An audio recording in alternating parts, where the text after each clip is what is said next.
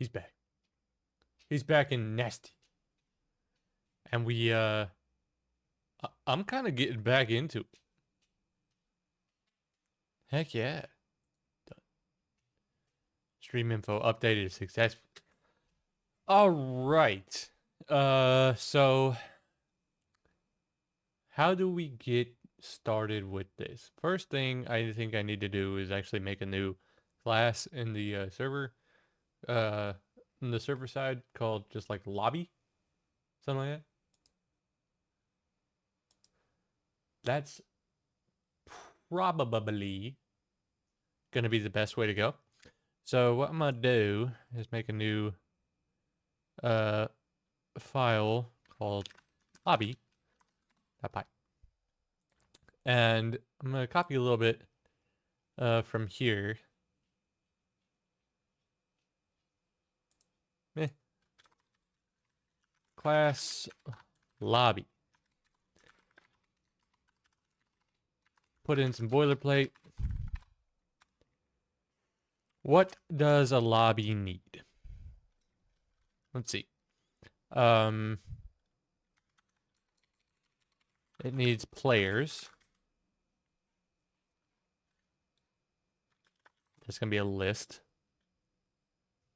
Um, what do we have?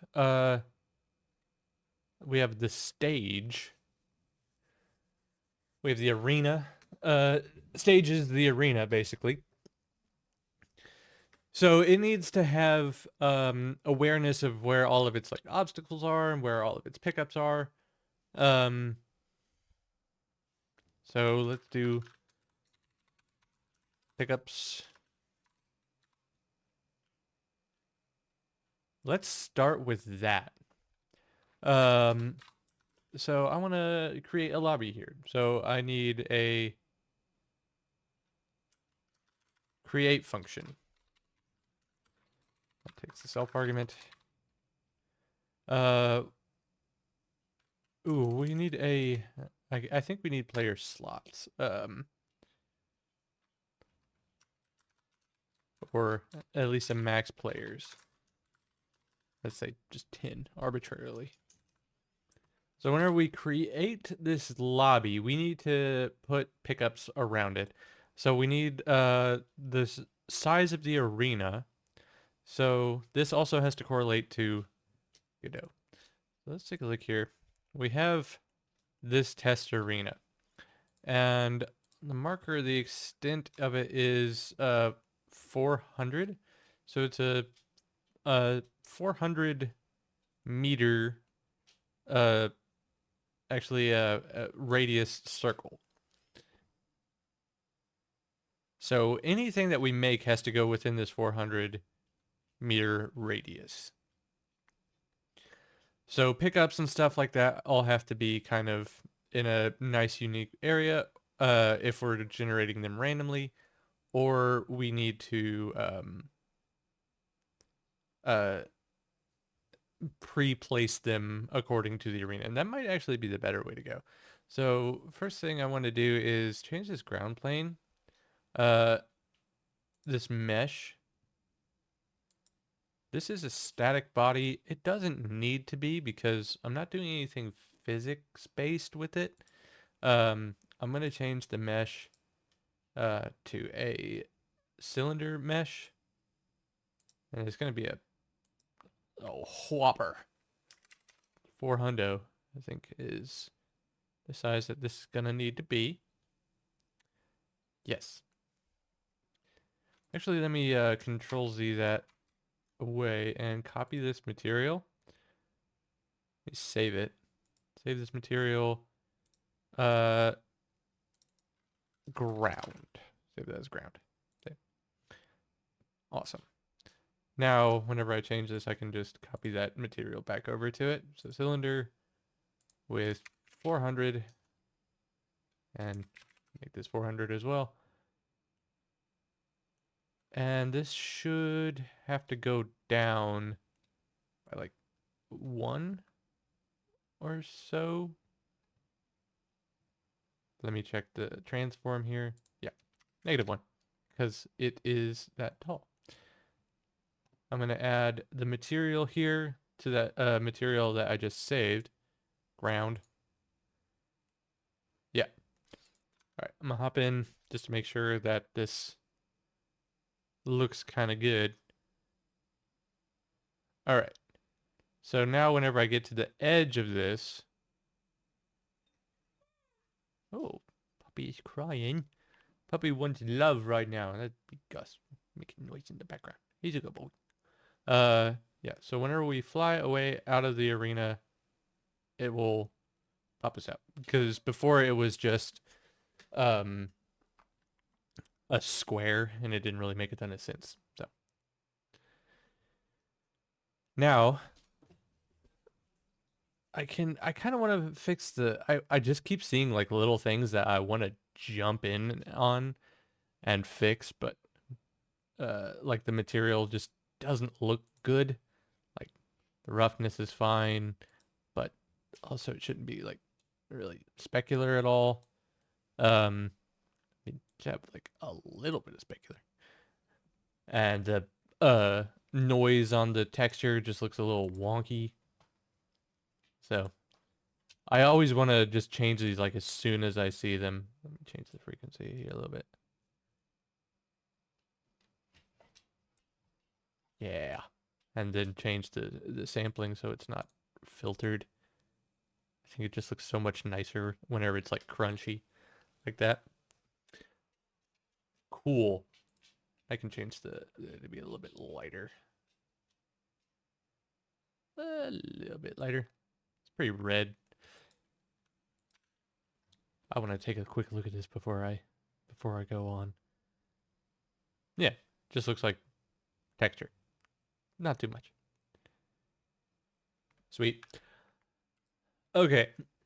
Now we are going to need to put pickups around the place whenever this spawns. But before we do that, we need to kind of make sure there's a lobby to join. So back over here on the server, got my lobby, create. That function's not going to do anything just yet. Whenever we create, how do we create it? Where is it going to be stored? That's something that I do not know just yet. Oh, I can get rid of this because now we have the UUID map. It's very nice. And we'll probably want to change this logic to be handled per lobby. Yeah. Just to kind of like limit the maximum range. So it looks like the interpreter here is going to need to first parse what lobby we're playing in. I think I just want it to be kind of a free-for-all at this point where like everyone can join the same one. So you can have like 100 people all up in one. I'll look into that in just a moment. So at present, here, let's just make the interpreter lobby right here. And from lobby import lobby. Lobby is equal to a lobby. And I've said lobby enough that it just sounds weird. All right, whenever we create this, what do? We have to run lobby create. So self create. What do? So we need to make pickups. We need to make the pickups and we need to make the spawn points for players. So they're not just like in the middle of the place whenever it spawns. I mean, I do that thing where like if the player leaves the bounding box, they just teleport back to the center, but that is going to need to change. So what I'm going to do here is whenever you join the game, it's not gonna it shouldn't immediately just start on its own scene, because right now the test arena is uh dictating what all stuff is going on. Like it's placing all of these obstacles and barriers around and stuff like that. You crash into one, make sure that that works. Yeah. Um, that's handling all of that business. What we need to actually do is when we start the game, we need to try and connect and then create this arena based on the rules that it gives us. Because right now, we're just making them up on our own. So what I need to do is make a start screen. So we need a new scene. Create a new folder. Start screen. Oh, I don't have Spotify going. Let's have some tunes.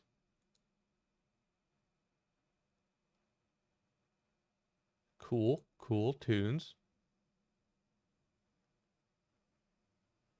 Awesome. Uh, let's go into. All right, we have the dead screen. Now we need a start screen. So create new scene, and this is going to be a 2D scene called start screen. And I think I already messed that up, and I need to change this to be a control. Yes. Control start screen, and let's create the script for it, because it is definitely going to have some logic that we need to start with.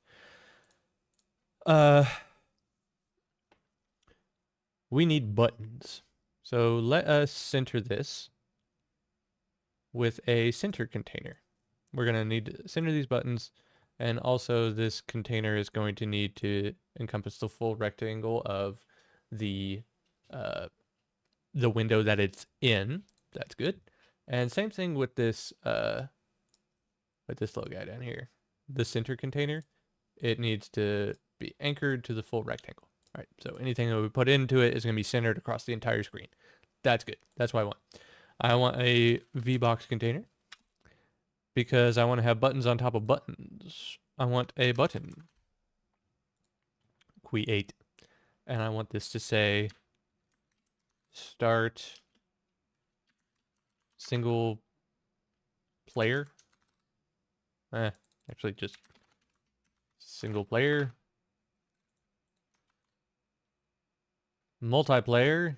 And we need options as well. Let's rename these appropriately. Single player button. Multiplayer button. And options button. Type. Now, options.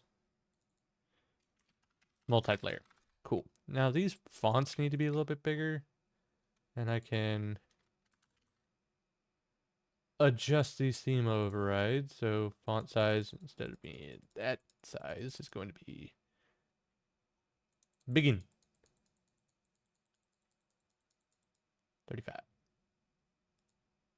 Outer Wilds, I appreciate all that you do, except making those kind of noises at me. I need some separators here. Separator, horizontal separators, just to give us some like room in between these. Doop. Cool. And let me make those a little bit bigger. So the minimum size needs to be larger. Layout. Minimum size customize is going to be cool. And I'm going to modulate these so that you can't see them. Nice. All right. Let me F6 this scene just so it starts and see how it looks. Cool. Cool EO. So the main point of the game will be multiplayer, but you know, if anyone wants to play it offline, that'd be, you know, you can do that too.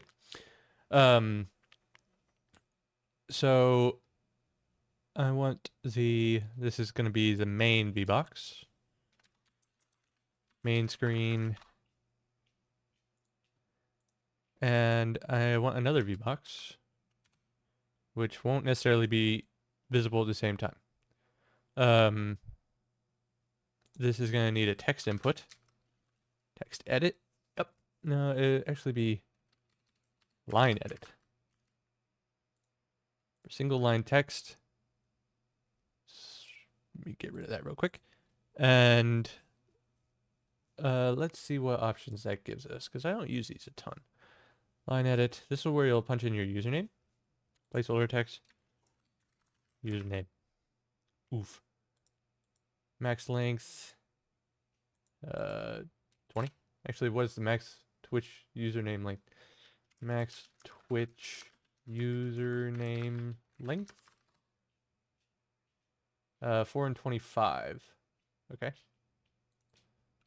25. Alrighty. Now, it's a little short, so I also need a join button. But join server. Type. So let me see what happens whenever I edit that and see if it expands, because right now it's too small. No, it does not. So that needs to be big enough. Oh, goodness, we got doggy bark. Jolie, settle down. Settle it down. Ain't nothing will be going on that requires that level of barking. Doobie-doobie-doo. I went a theme override here. Jolie, come on. Come here, Jolie. Yeah, that's you. You be barking. You be barking like crazy. 35? Yeah, 35. And I want to center the username here. Phil? Center. Join server. Gosh, this looks weird. Like, there's not enough justification to it. Next behavior. It's centered. It just looks a little bit poopy. Yes, why are you barking now? All of the dogs are having a tough time of it right now. They don't like that I'm streaming. They hate streaming. So, I need to change the name of this to join server button. Username input. So I need to see what this does for a user who has like a 25 character name. So 1, 2, 3, 4, 5, 6, 7, 8, 9, 10, 11, 12, 13, 14, 15, 16, 17, 18, 19, 20. 1, 2, 3, 4, 5. Now I need to see all of this. I need to be able to adjust the minimum size.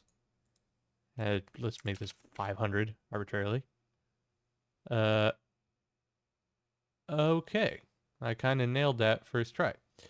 So yeah, 500 minimum size. And I want another separator betwixt them, just to give me a little bit of room. Layout, bitty. Oop, nope. Bitty. Oop, nope, 25. And modulate it away so I don't have to look at it, because I can't just automatically make them go away. And whenever you unvisible them, it loses its... Yeah, what a stupid thing. All right, so let me take out that placeholder text and leave the placeholder text and connect these two. So enter server screen, and I guess we would need a back button. So let me duplicate this and add another button.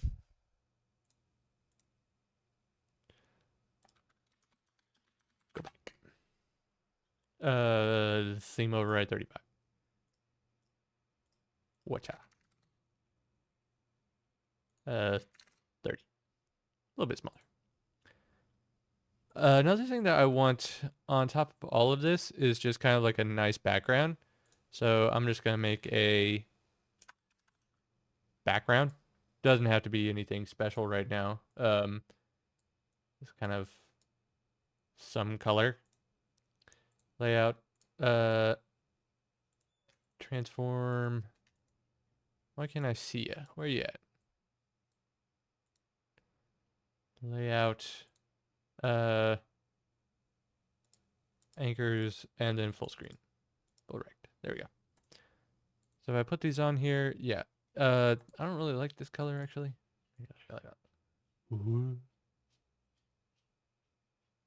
Somewhere around there. I'm just gonna call this background.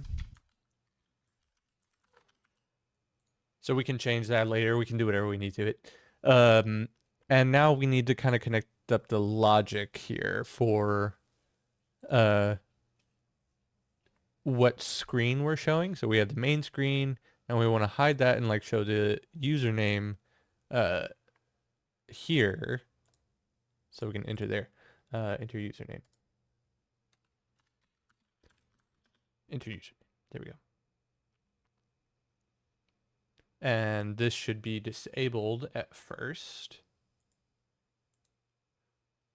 There we go. Let me hop in and see what this looks like on an actual screen. Okay. Now I need to connect some logic to all of this stuff. So let me start with connecting these signals. Single player button pressed, connect. Multiplayer button pressed, connect. On options button, press. Excuse me, dogs. Why do you be barking? I'm gonna go on mute. Oh, I think I have an Amazon delivery. Just a moment.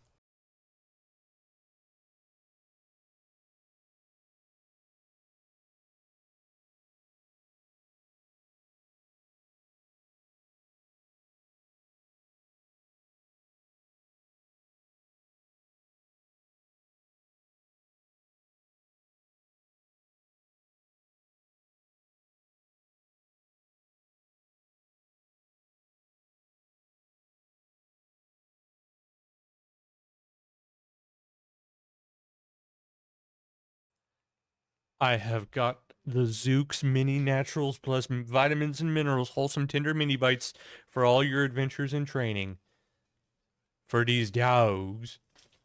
Let's see. So text changed. That is what I need to add. Text change? Yeah. I need to connect this bad boy. Okay. Join server button needs to be connected. And back button. Actually, this needs to be more specific. Multiplayer back button. And connect. Okay, so we have a buttload of these connections around here. And we need to start getting them together. So whenever this starts, whenever the script starts, it is going to have to be main screen on and enter server screen off. So I'm going to force that by making variables main screen and enter server screen. And on ready, I'm going to find them and make sure that they are on and off respectively. So main screen is equal to main screen and enter server screen is equal to enter server screen. Type main screen visible is equal to true and enter server screen visible is equal to false. So I'm going to have them both. I'm going to have them the opposite way. So it's enter server screen. And I'm going to press start. Heck to the yeah. Okay.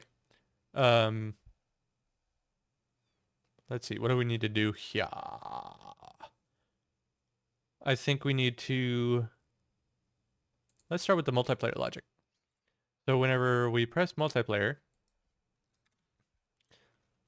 wow. I'm going to do the same thing, but reversed. So when I click on the multiplayer button, it is going to show the multiplayer button. And on the back button, whoops, that's not great. Multiplayer back button.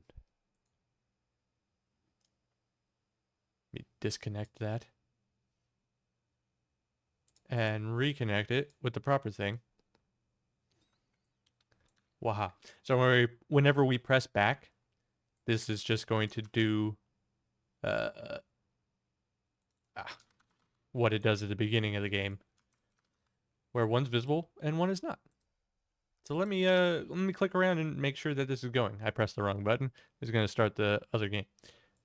Now what we want to press F6 to run this. Okay, so whenever I press multiplayer, it goes over here, and whenever I press back, it goes back. Awesome. Awesome. Now, what I need here is I have disabled the join server button, but whenever I click something, I want this to enable it. So on username text input changed, print, actually, instead of that, if new text length is greater than or equal to 4,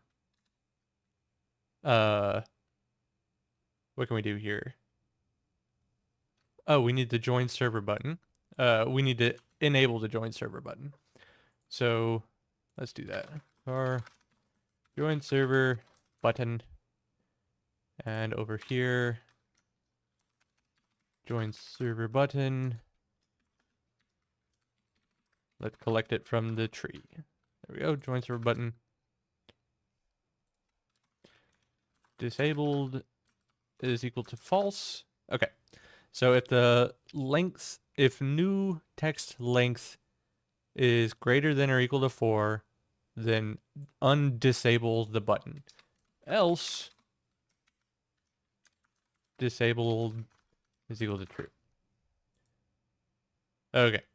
So let's hop in and see our change in action here. So we have multiplayer line. We can't join the server. We can't click. No dice. But if I type in this, I can click it. I can join and go back. But also whenever I go back, I want to clear out that line. Username input. Let's see. Woohoo. Username input. All right. Username input is equal to that, and I need to declare this variable.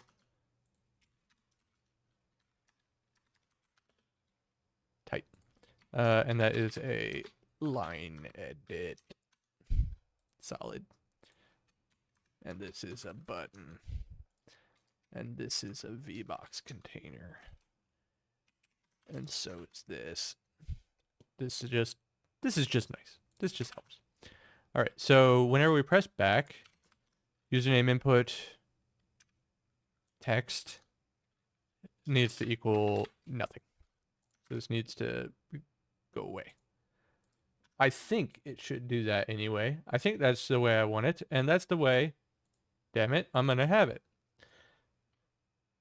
So I can go into multiplayer, enter username, booger, and join, and then I go back, and I go back, and I had to re-enter my username.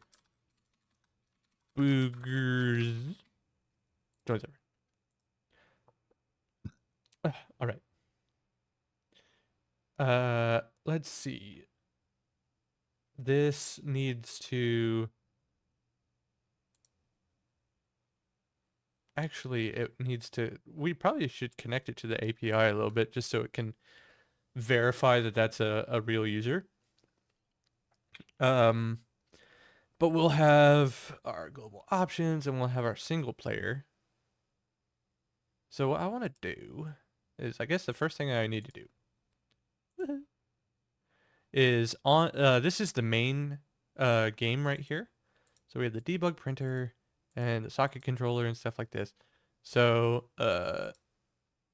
what I need to do is see where all of this stuff is. Uh, Gosh, this main script is actually is really small now. All right, so we have the show hide dead screen, and we're gonna have this screen here. This all needs to be rendered on top of one another. So what I'm gonna do is add in the start screen and see where it needs to be in the grand scheme. Like, does this need to go back here? Debug printer.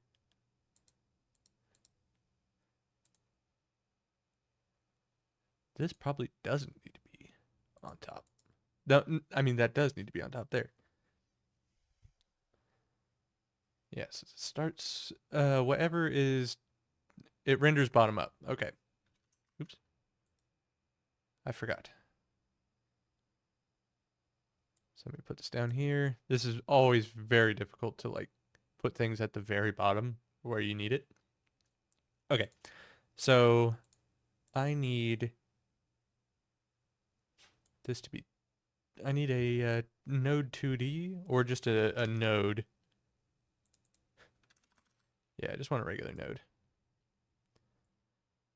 This is going to help me with organizing stuff. So the start screen there, 2D controller. And then I want another node, 3D controller. So this is where all the stuff is going to live. So any 3D scenes go there, any 2D stuff goes here, and the debug kind of supersedes all of that. It goes on top.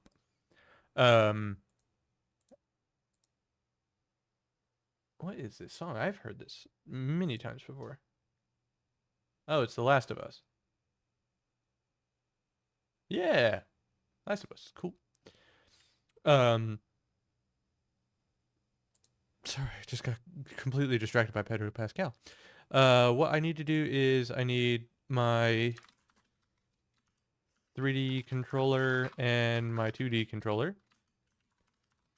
And these are both nodes. Whoa. Yeah. What's wrong here? Why are you like this? I can't call them that. Balls. C3D? C2D.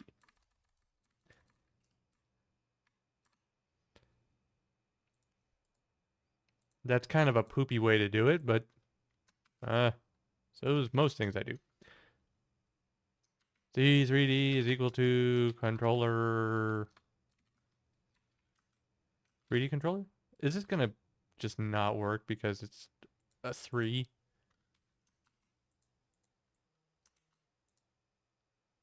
Ugh. Why won't you balk at that? Okay.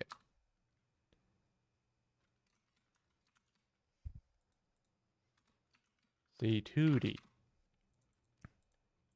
What a complete booger.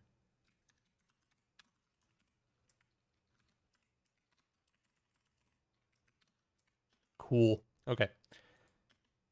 So now we have our C3D and C2D node after much struggling. And everything that I add, so like if I add a 2D scene, it's going to go to the 2D controller. And if I add a 3D scene, it's going to add it to this 3D controller. That is going to help with organizing and just, general good practice. Alrighty, so what I want to do, very first thing, is I need to add the start screen. Yes, that's there, and we don't need to have the test arena just yet. So I'm going to uh, actually have it there, but turn off processing on it. So whenever this starts, set process false. Okay. So I should open up to this screen. Right? Yeah. Yeah, and my WebSocket display prints over that. That's what I want. That's good. So whenever I go to single player, I want this screen to start. I want this screen to go away, and I want this to begin. So let's add in that logic. What I need to do here, what do I call this? I just call this the global main script. Tight. So what I want to do whenever the single player button is pressed, global main, start single player. So I need to make a function here. Func. Start single player. Pass. Start screen.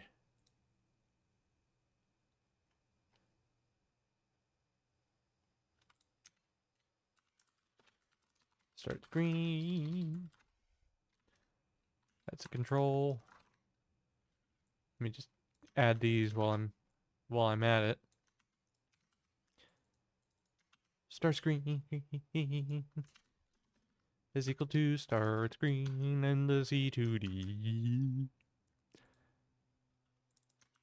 Now, whenever I start single player, start screen, visible, is going to be false. And arena, actually, what are we calling that here? That's in global. Global arena. Yeah. I clicked the wrong thing. Main. Global arena. Set process. True. Okay. I think this will work. So what happens here, let's follow the chain. I click the single player start button, press. Global main, we start single player. In global main, that turns off the start screen. That's a typo.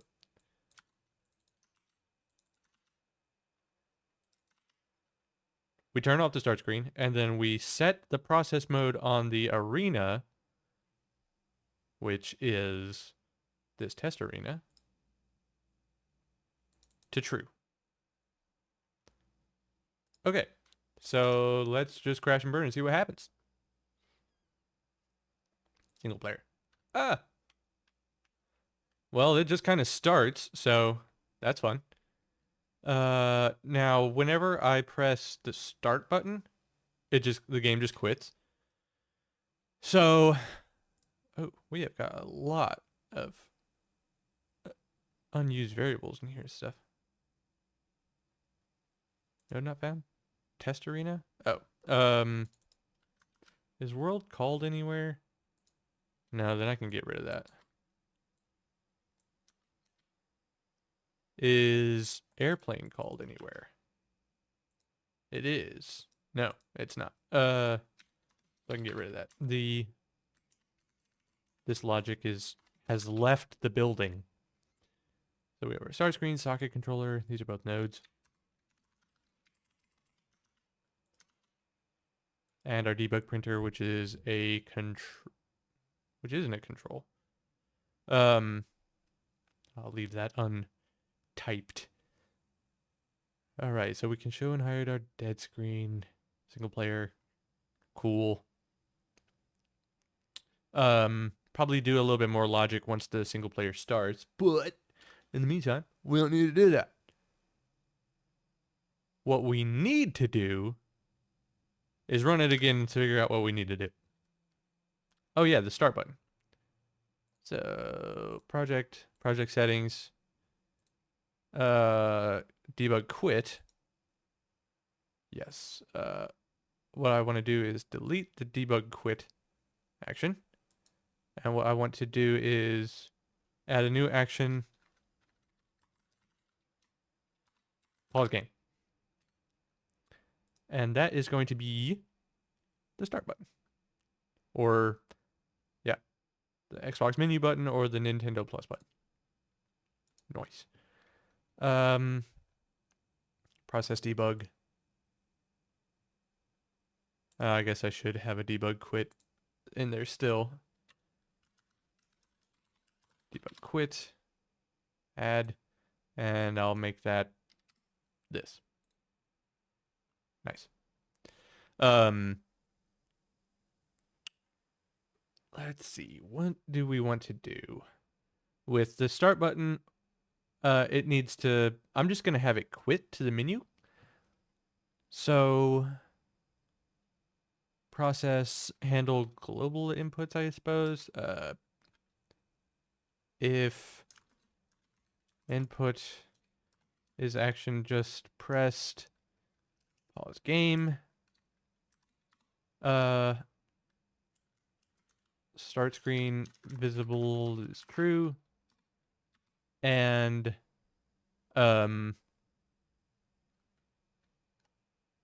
what do we need to do? Global arena set process false. Basically, the opposite of this. Okay. Let me see if this works. This is only going to work once because it can't toggle. I'm going to start single player and pause.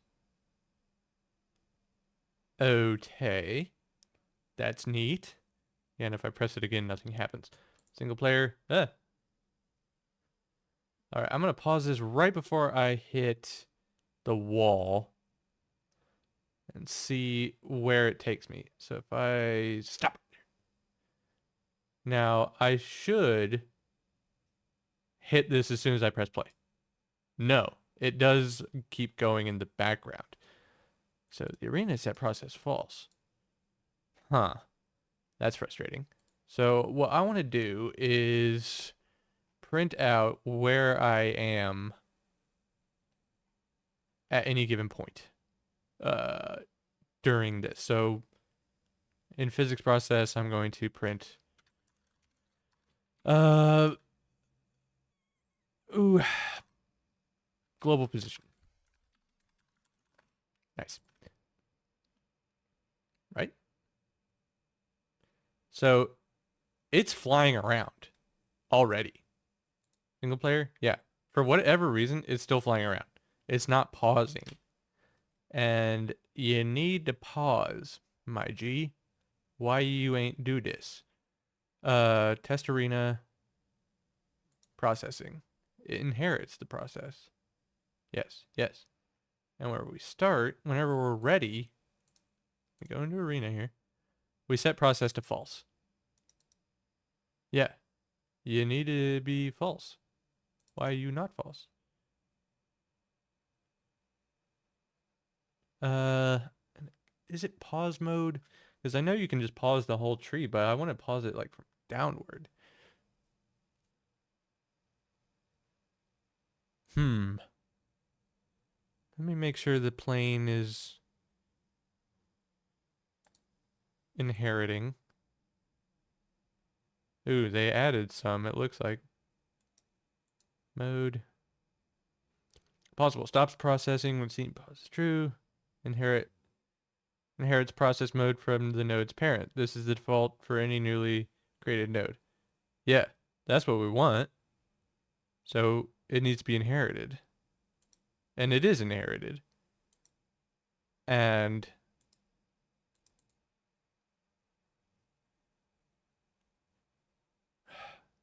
oh, maybe it might be process mode. Process mode? Set process Here, let me take a look at the node documentation here just to see. It might actually, yeah, process mode. Nodes processing behavior can process. Set process. Wait, actually, let me go over to the actual set function here. Set method. Set process, because if it's, yeah, we've got like all of these because we can set physics process and just regular process. Is set to true enables processing. When a node is being processed, it will receive blah, blah, blah, blah, blah. Every frame drawn in the process callback will be called if it exists. This only affects the process. Disable all processing, set process mode to process mode disabled. Okay.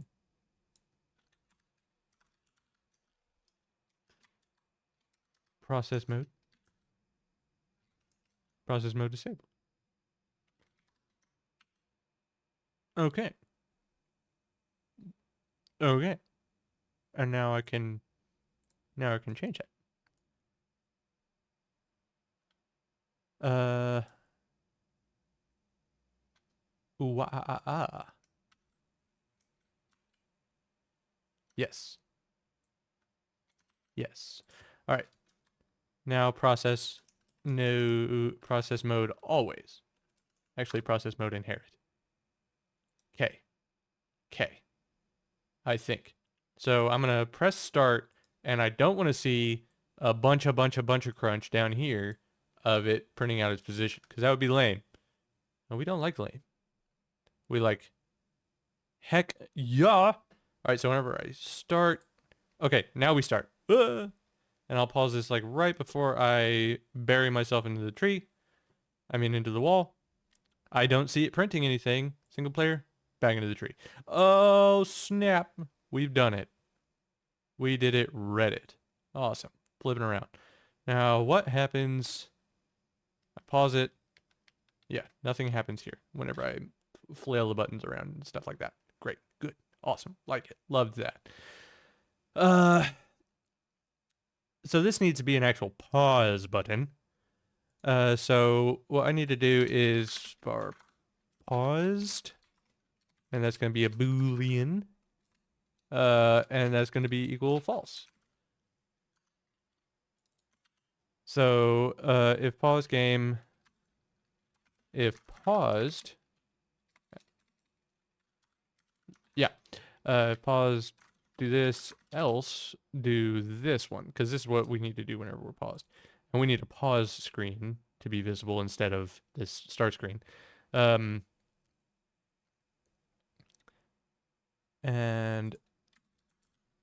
paused is going to be equal to true.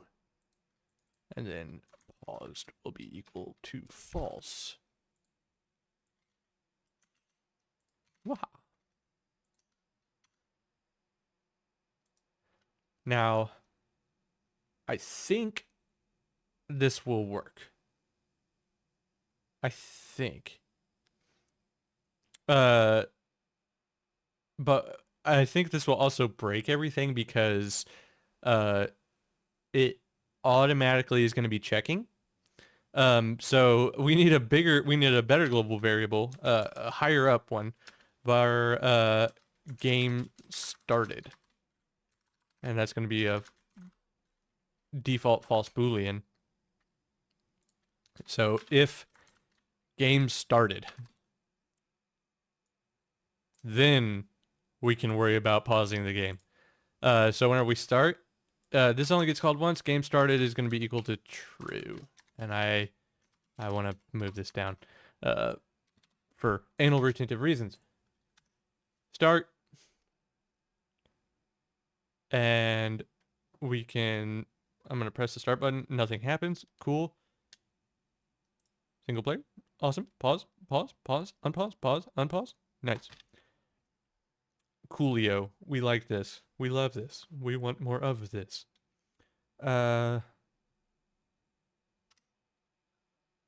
All right, now we need to kind of work on the starting the multiplayer, which is going to be a bit of a bear to deal with. So, one thing I would really like to do is uh, we'll add some username and stuff, validation and all that later. Um, but I think whenever we do multiplayer, it needs to check the back end to see if it's running. So, uh, let's click on that. Um, let's set up that stuff. I mean, so open up the start screen. I'll open up the start screen, and this is the enter server screen here. So I need to add some information here. Um, I want to add a label. Label. Put this at the top. Players in game 0. Center this. Add that little guy. And I can change the layout to be a little bit smaller. 10. And actually, I'd like this one to be visible. Cool. Players in game. None. Player count label. All right. Here's what I need to do. I need to, whenever we have this open, this screen, I need to query how many players are in the game. So let me see. Yeah, I still have this open. So let's sort that out. So multiplayer button pressed, main screen visible, ba, ba, ba, ba, ba. And we need to make a message. This is what we're going to send to the server. So it's going to be a command, get connected player count. And that's all we want. We just want the get connected player count. And we're going to global socket. What is that command? Send message server. Yes. Send message to server. Message. Nice. And on that message,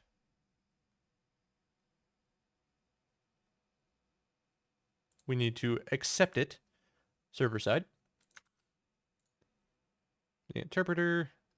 Yeah, all of these commands need to go in their own place. Case. Get connected player count. And what do? We need to get the client that sent that.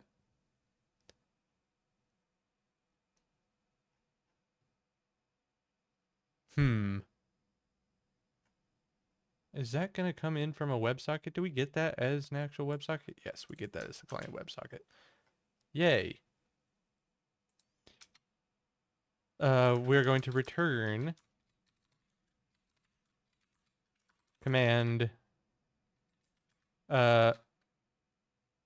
tell player. What is it called? Player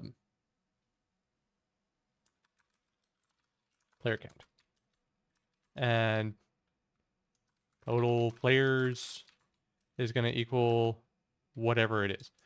And that needs to go out to that client WebSocket. So whoever asks that gets that back. And that needs to be a comma and not a colon. Where do we have our total connected players? So that is going to be self-active player UUIDs. So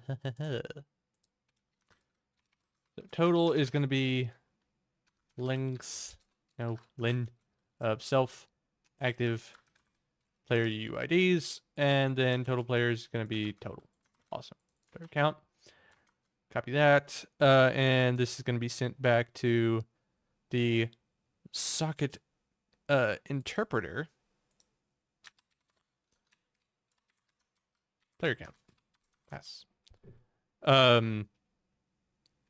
So here's the thing. This all happens asynchronously. This all happens in one big old loop.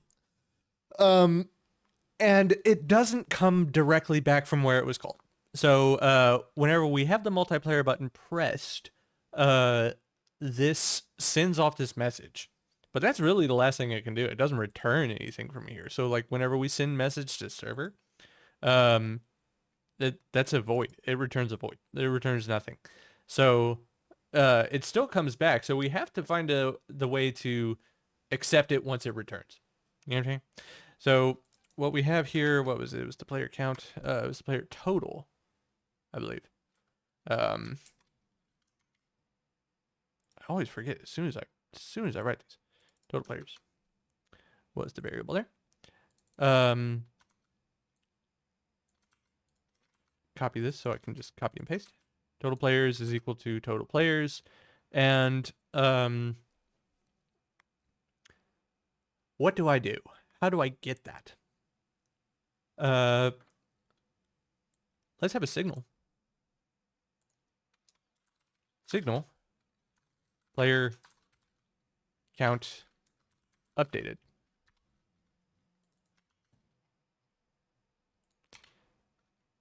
So what I'm going to do here is emit a signal. Player count updated. Total players. There we go. And on the start screen, I'm gonna connect this. Let's see. Let me make sure it's connected. Global socket connect player count updated to a callable self on player count updated. Alrighty, so I have to make this function. Function on player count updated total. Pass. That needs to be error checked. So I forget the best way to do that. So let me check in node. I think it's actually going to be an object within object. I mean, let me check the connect is connected. Signal stream name to callable. Okay. Ooga booga booga boo boo. What do I do? All right. Yeah. So I need to check if this is connected. If not, global socket is connected.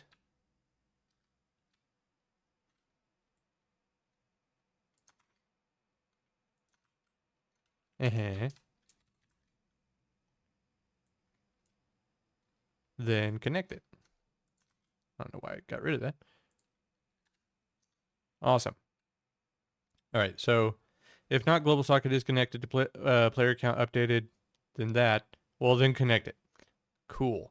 So it only does it once. So if we like, for whatever reason, press back and then go to multiplayer button like 15 times, that won't break it because, you know, that'd be dumb for whoever's doing that, but people are dumb. So we'll make a little exception for the dum-dums. So we need the player count label.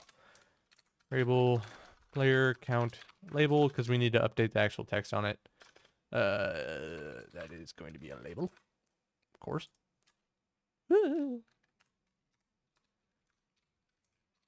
Player count label is equal to player count label. Now, player count label text is going to be, what do I have it now? Players in game. Players in game. Plus string total. Right? Right? In fact, let me make this nothing by default so I can see that whenever I connect that it's 0. All right, so I'm going to save this. I need to connect here. Run. Make sure that this is going to run. Okay. It errors out strangely whenever it doesn't run, so. Run. Multiplayer? Ah. WebSocket closed. Oh, yeah, I can't do it directly from here. So I'm going to export the project. Export. Yeah. Yeah. And re-add it to the server. So run the refactorer. Then run. And now refresh. Yes? Okay. Multiplayer? Players in game? Ooh. So we got the incoming command player count total players, but nothing happened. Total players is 1. However, why did that not connect? Wow. Stretchy. You there. Explain. America, explain. What you mean at Arkansas. Okay, so player count updated. Yes. On player count updated. Yes. Player count updated. Yes. Socket connect. Player count updated. Make sure that the socket controller. Oh. I see. We need it. We're connecting it to the wrong thing. So what do we call this? Function interpreter. Function ready. Global interpreter itself. So I need to add that to the interpreter. That's why it was not working. I was just not adding it to the correct place because I our interpreter. There we go. And now back in the start screen, global interpreter. So now if I export this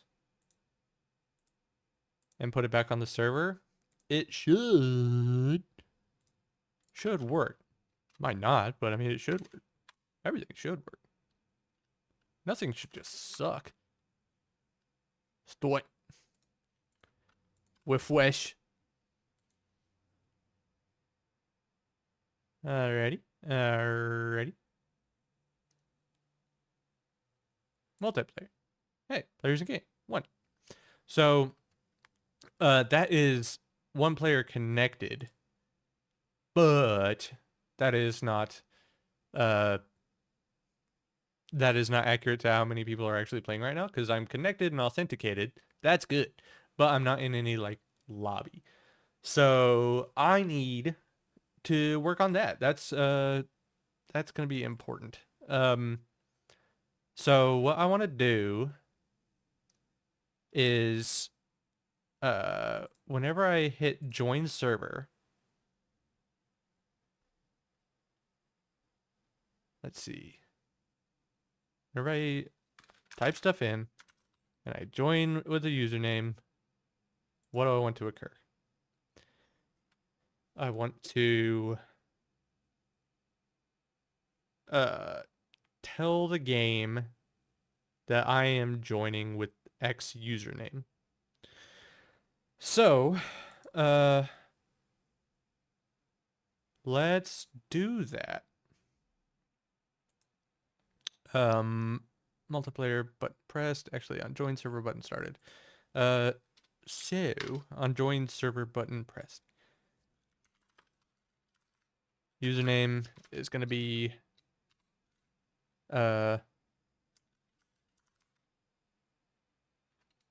what do I call it? Input, username input? Username input text. Okay. And we're going to be sending a message to the server. So what, and I'm actually going to copy this part.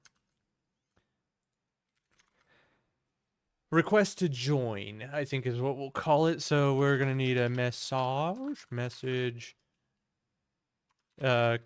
Command is going to be request to join. And what do we need from there? We're going to need our UUID.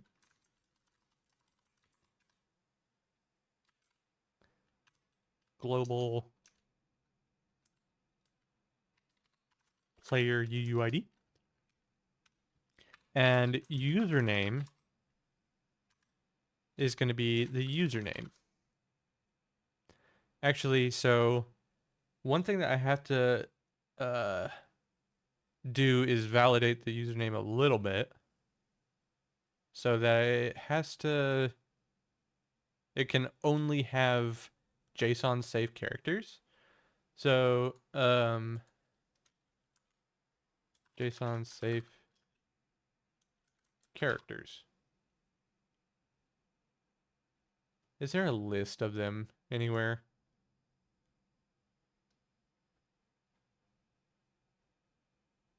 Oobity-doo. I don't know what Godot does in terms of validation for JSON stringify, which is what I think I'm calling. Let's see. Alpha numeric character list.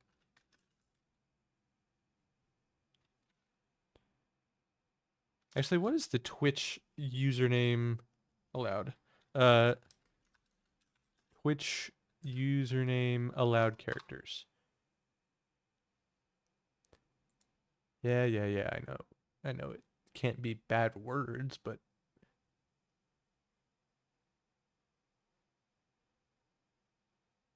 thank you. I am Googling. Oh, okay.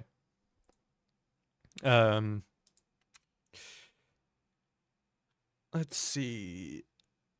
We need to only allow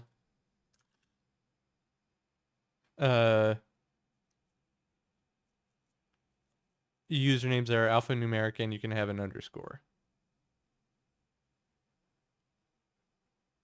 And I don't think it can begin with an underscore. So I'm just gonna have a validate username function.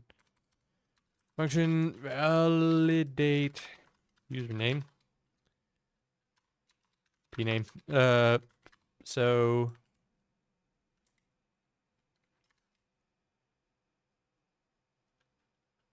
and that's gonna be a string. Godot use regexes. It would be so much easier if I could use a regex. Godot regex. Oh, you do? Oh. Okay. And it's up to date for Python 4.3. Okay. Then it needs to be a regex. New. Okay. Then we need to. I'm reading the documentation here. Regex compile, and then it takes a string. The string pattern, and that is. Will that allow me to do? to standard alphanumeric one. A through Z, and then A through Z, and then 0 through 9, and underscore.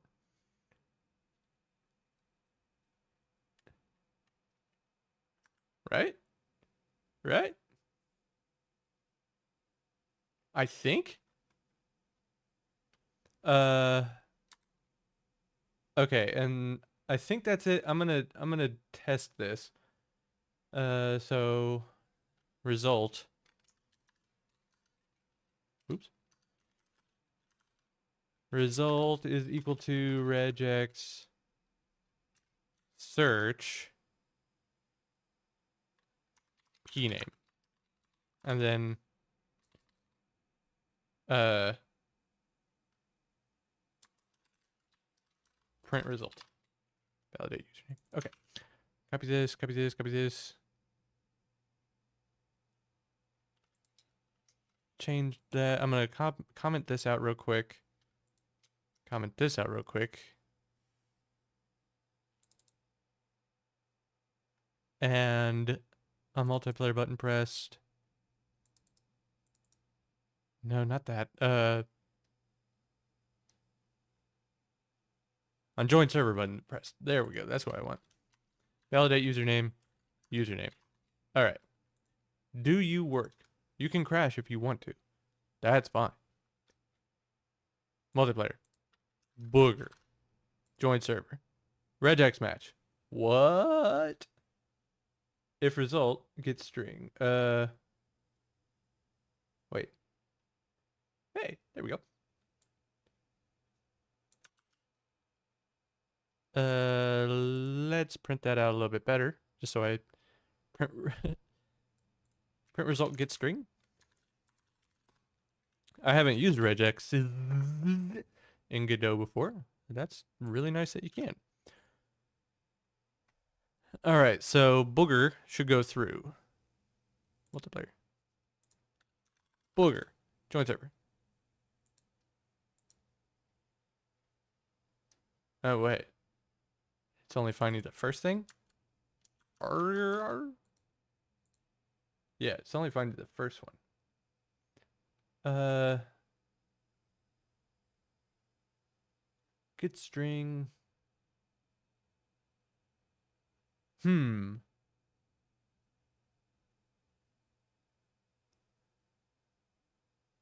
I guess it's just finding the first one.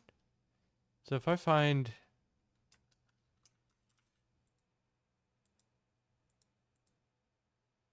Oh, get string on base null instance. There is no result. Does it just return nothing? Oh, okay. All right, so if result else print bad. Okay, let me try this. So my do is now, this username should work. Booger. Join. This username should not work. Huh. Let me see. So alphanumeric regex. Yeah. Oh. Oh, I think I know what I've done. I didn't have the oh, yep. I'm dumb. Big time dumb.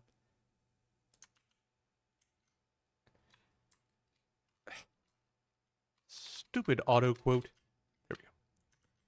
You do this. Try this. If not, well, then we'll go from there. Farts.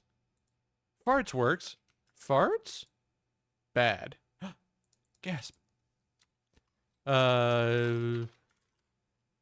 That should be allowed, but this shouldn't be, and I need to make sure. Yeah.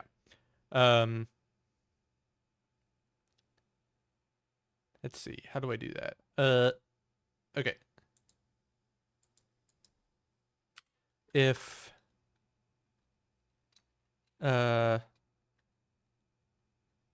p name was the first one, if it begins with this, return false. All right. Yeah, because that's what this is going to do. Validate username. If it's a good username, well, then we're going to return true. And if not, we're going to return false. And this is going to return false. And this is going to return true. Validate username. Print. Validate. Oop. Yeah. Yeah. Print validate username. Because this is exactly what Twitch was probably doing. Join server. True. Join server. This should be bad. Yeah. We can't start with that, but we can have it here. Oh. Oh, yeah, sorry. We can have this here, but we can't have it here. Right. Okay. That is good. So once we validated that, we validate the username. So what we should actually do is validate the username whenever it's changed. So yeah, that's what I'm gonna do. Anytime the username input has changed, if the new length is greater than or equal to 4,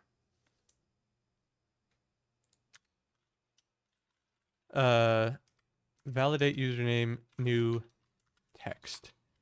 If validate username new text, then we do this. Else, we need to ensure that it is not disabled. I mean that it is disabled. So, let's try this. So now this should automatically do it as we type this stuff in. Multiplayer. So now if I put this at the beginning, yeah.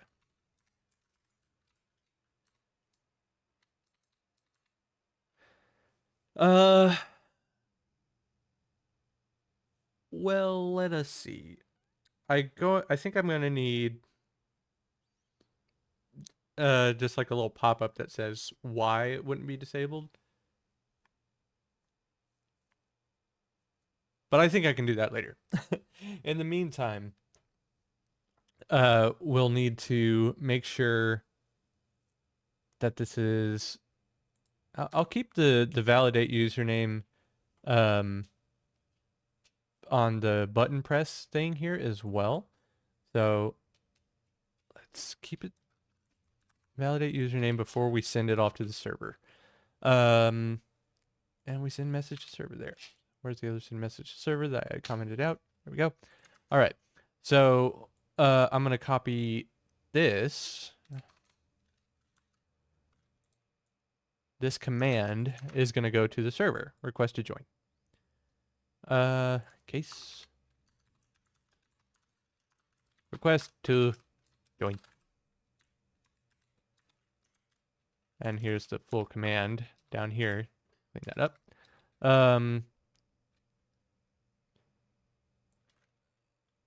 Copy this stuff in. Player UID, self, player, blah, blah, blah, blah, blah. And player set. Actually, we need to grab the username first.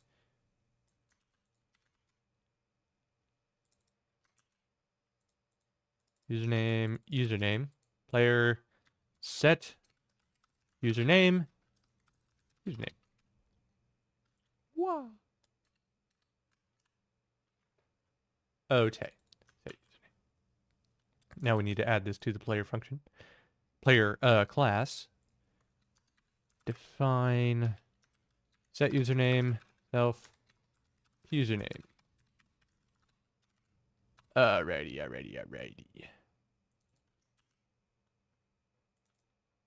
Self username is equal to username.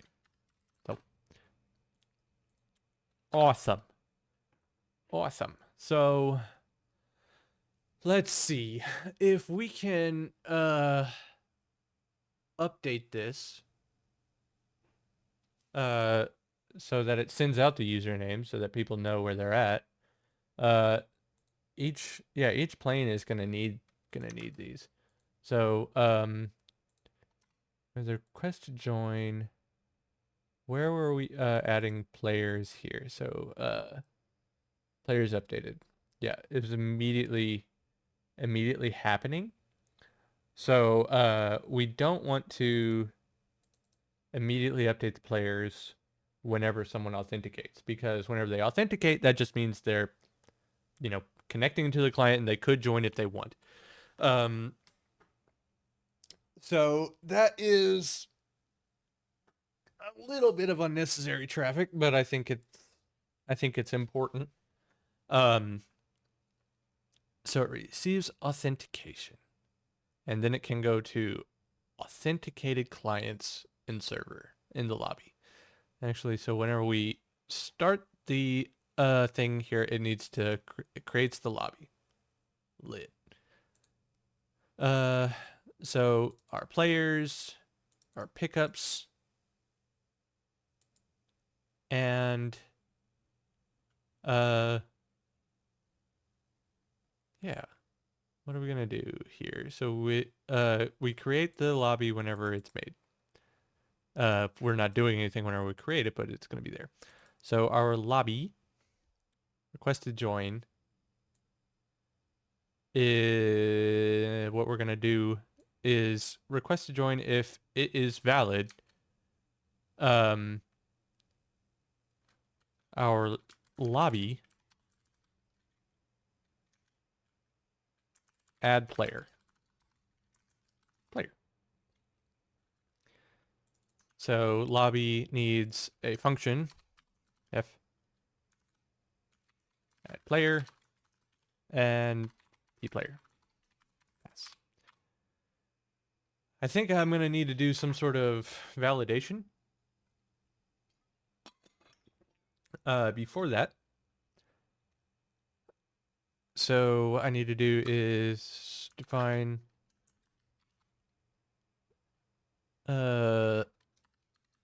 that interpreter if self lobby players. Yeah, if the length of self lobby players is less than self lobby max players, then we can add that player. That's cool. Self lobby add player. So self players append p player. And what are we gonna need to do there?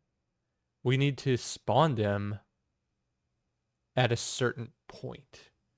We need to make sure that they can be added to the game in a place that's not going to be wild. Define get spawn point.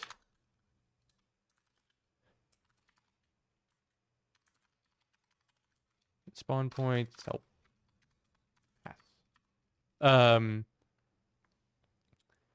They're gonna need a countdown timer so that they don't just like start flying, but I would like to add that in some way. How can I get just I'll just get a random point within that radius. I'm gonna Google that. Get random point in circle.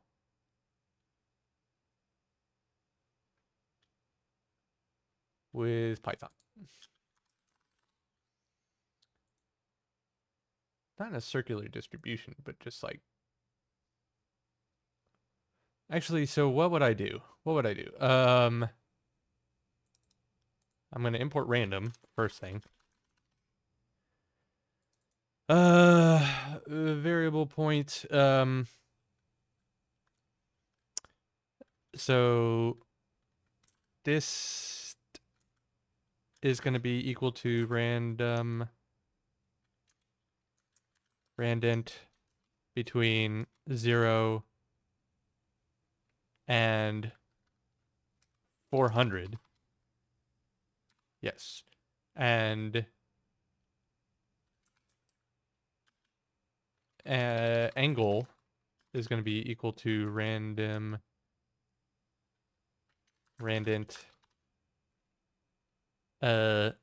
0 and pi.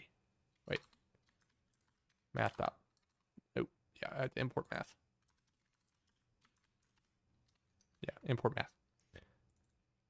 Math pi? Cool. Okay, so this is going to get a random distance and a random angle. And what you got to do from there is Google it. Because I think it's point is going to be equal to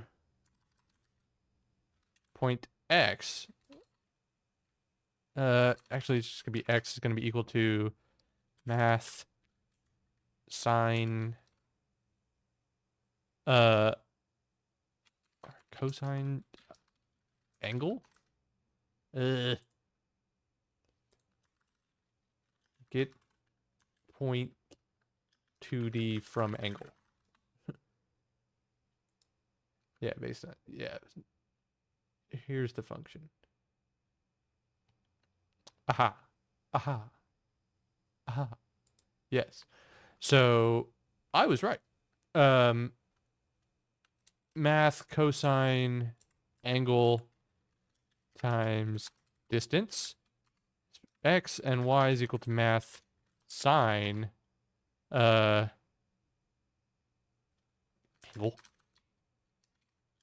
times distance.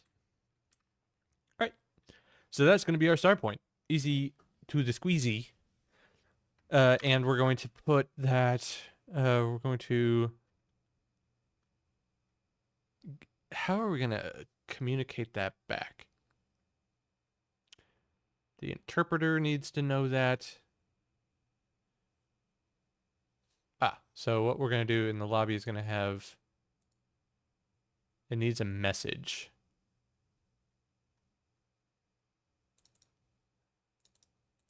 It needs the server. It needs to be able to call stuff. We need to be able to pass the server in. Self server is equal to p server. Except I didn't call it p server, so I need to call it p server. All right, so whenever this, whenever we add the player, the self player's pin player, we need to return X and Y. Spawn point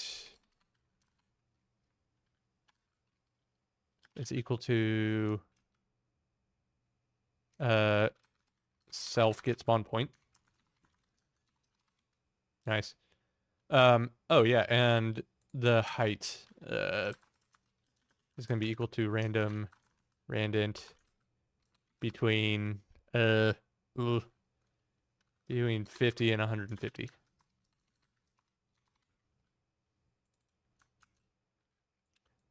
X, Z, and Y. Oof. That was a confusing way to have done that. So, get spawn point. Spawn point is equal to spawn point and player.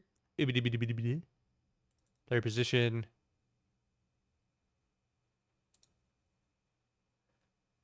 Yeah. P player position is equal to spawn point. Right? So when we add player,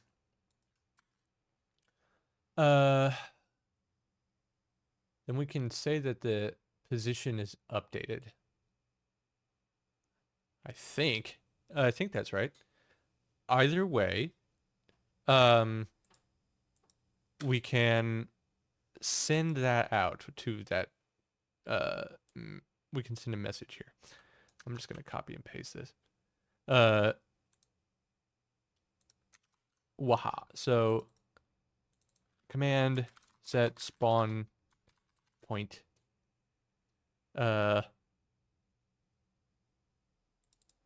we're gonna send that as player position. Actually, we have to send it a little funkier. I might need a utility here to magically convert vector 3s and stuff as a list, but actually this is a list. Top player position. P player position. Position is equal to that. P player WebSocket. This is an asynchronous function. Yeah, so this would need to be an asynchronous function. But then that would have to await that. So instead of me calling it from here, I'm going to add player, interpret, request to join, add player, and then we'll send this back, set spawn point, player position, and then we'll return this. Except we'll return the message and not whatever that was. I think this will work. All right, so let's walk through. Request to join comes in. We get the player object and we can set their username. Players set their username. If the length, if there's enough room, then we will add the player. So what happens here? Players pin the player, spawn point, and that position is set to the spawn point. I think this is all right. I think this is good. It's kind of dumb, but it's good. You know what I'm saying? All right. Now, the request to join is accepted. And then we just put the player at that position. Set spawn point. Let's see. We need to change this a little bit then. We need to to modify our message. So we have our command as we need to set this to spawn position. And instead of calling this command joined to lobby. Yeah, we need to join it to the lobby. And what I really need to do is get the positions of all of the players in the lobby and send it back. But for right now, I just want to connect it there. So I'm going to copy this whole message just so I can plug it into Godot. Socket interpreter.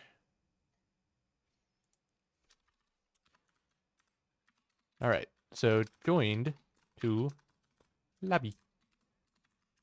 And we need spawn position is going to be, that's actually going to be a list. And then we need to get that data out of here. Spawn position. All right, so joined to lobby. Whenever this happens, we need to let the game know. So I need to add a variable here. Variable multiplayer multiplayer requested is going to be false out of the gate.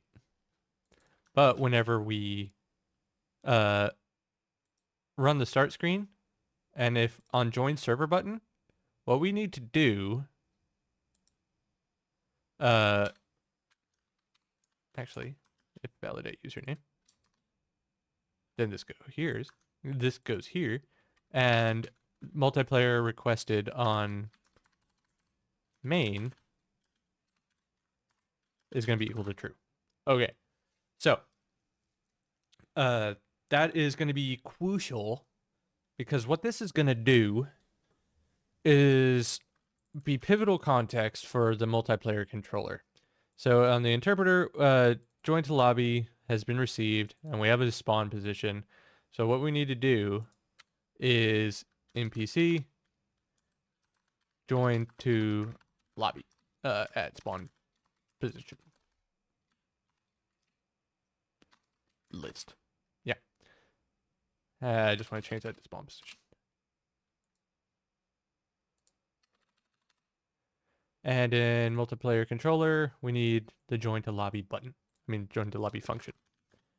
Join to lobby, spawn position, pass. And we need the global main multiplayer requested. Okay. So I think what we need to do, I don't know if this is actually going to be necessary. If it's going to be joining the lobby, I think that would just be prepping things. Join the lobby. Let's see. We're going to need like more lobby info and stuff like that. We're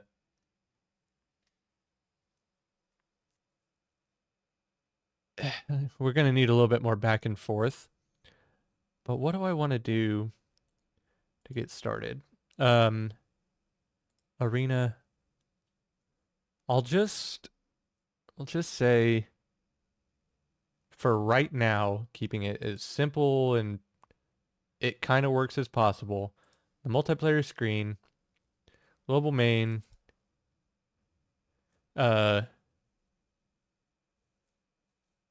join multi. This is wonk. This is wonky. Start single player. I guess we would have one called start multiplayer. Start multiplayer. Pass.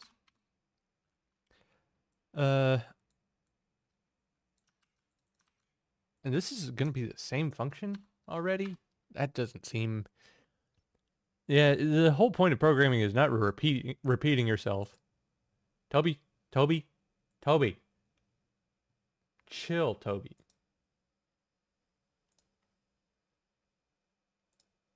Another Toby. Ori and the Will of the Wisps. There we go. So I'm going to start the multiplayer from there. Global main. Start multiplayer. And then what this is going to do is we're going to get the plane and just put it in the spawn position. Right? Join the lobby, start multiplayer. Global player plane. Global position. Let's see. The position is going to have to be a vector 3. Spawn position X.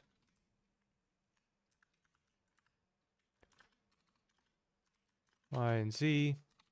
Except not going to be done like that. It has to be done like this because it's not going to find that. It's going to break.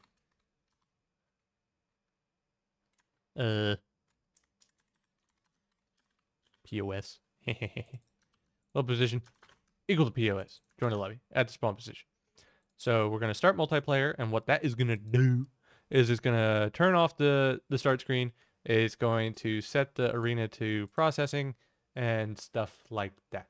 So what I also need to do is on the arena, go over to here and generate arena. It's not going to generate on multiplayer. So I want it to still generate on single player, but not on multiplayer. So that's what I am going to change in main about this one. So global arena generate arena. And on this one, on multiplayer, it's going to have to do that based on information that we receive from the server, which will be lit fam.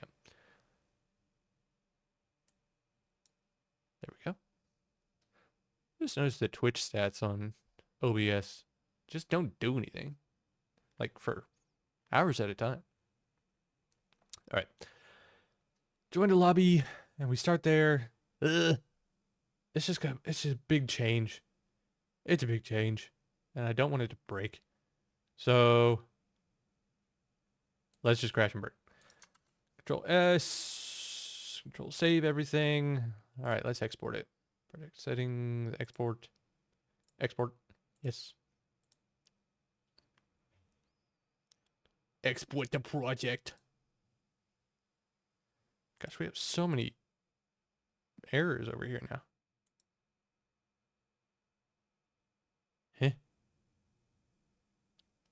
We're shadowing. I don't like shadowing. I'm fine with things that are never used, but shadowing isn't great. Let's see. Spawn marker global position. I'm gonna underscore it here and re-export. I was just confused by that. Yeah, it's overwrite. It's fine. That's what you gotta do. Okay, so close, refactor.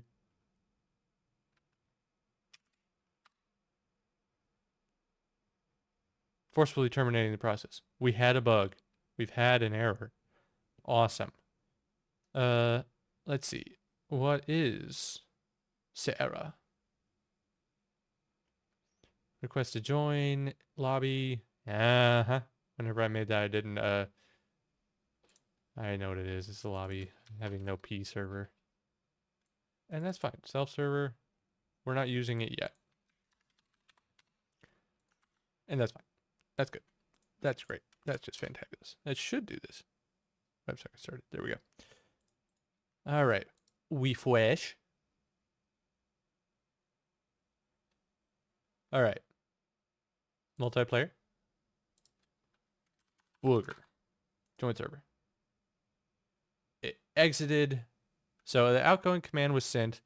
Request to join with username Booger. And we had an error here. Non-integer? Beh? Holy free holies. Oh, is Randint not do that? Are you... What? What have I done? Randint.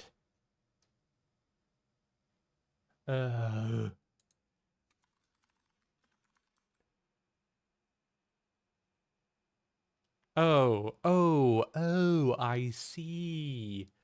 Cause pi. Rand range. I think that's gonna be it. So the randint is fine there, but it's not fine here. Get over here. Rand range. Cool. Yeah, because this is not an integer, this is a float. Oops. That's fine. Not gonna hurt it. We flash.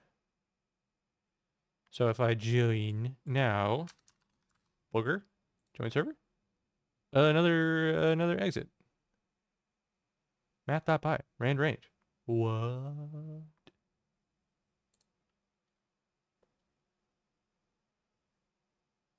Start, stop, step, range. Step is optional. Non-integer. What is this? I'm going to give up because I only have to do this once, and it's not. I don't really care about performance yet. Angle is going to be rand int between 0 and 360. That's 359. And angle is going to be equal to math degrees angle. Here's what I think of that. You're going to work, right? I would like if you work. Multiplayer. Booger. Join server. Holy crap. Okay, yeah, so that's a thing. We need to be sure unhandled input, shooting or firing. Okay, yeah, so we have this big wide open area. And it does just spawn us in a random spot. And that's what we want. We want to be spawned in a random spot. We need to be facing inward, I think, just so we're not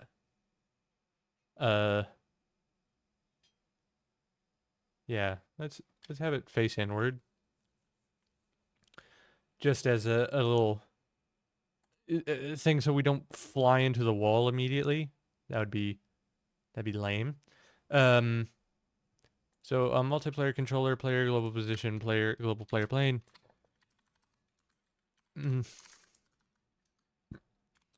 Is going to be are we allowed to do look at from position? Let's see. So in character body 3D, it is a node 3D. And I believe it has the look at from position. Look at from position. Position, target, vector 3 up. Nice. I want that. I want to go to there. So let me hop in.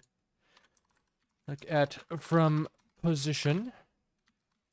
POS vector 3 0. All right. So now whenever you start, you should always be facing the plumb dead center. Project settings. No, just export. Export projecto. Yeah. Yeah. Close. Refactor. Start it again. Start it again.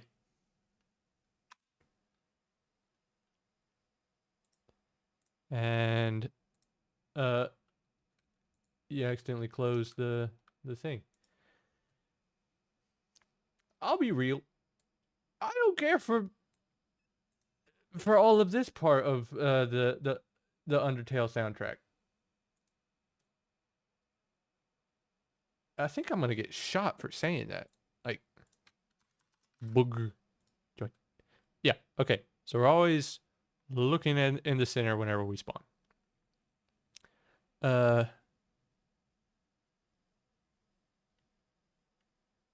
Yeah.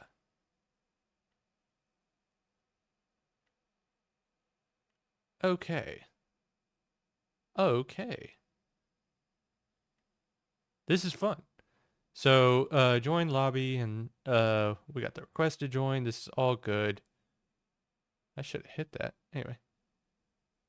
Incoming player health changed. 55. Let me hit that one more time. 60. Okay. Yeah. I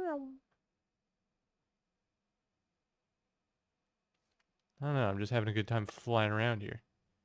Okay, but we got to debug. Debuggy time.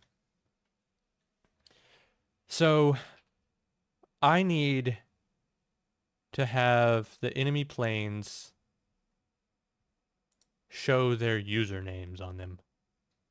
So let's take a look at the enemy here. Alrighty, so we have the plane, and now I need a label 3D, and that needs to be at the top. Boog. See the justification for our outline. This needs to be billboarded. Transform. So how does this need to be? How does this need to be? I'm just thinking about this way too much because like we're gonna be able to flip over and be upside down and stuff like that. But it always should be facing the player. Um, Excuse me. So this needs to be, we need a username label 3D. And, uh, hmm. Function on ready. Pass. Spawn. And it's going to need a username.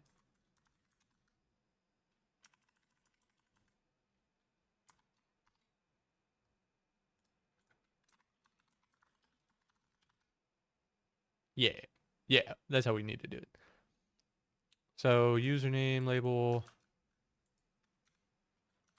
text is equal to username. And we need to make username equal to p username. So where is this spawning from?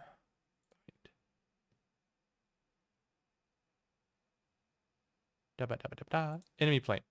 So enemy plane is coming in with a UUID, but it also needs to be coming in with a username. So let's do that. P username.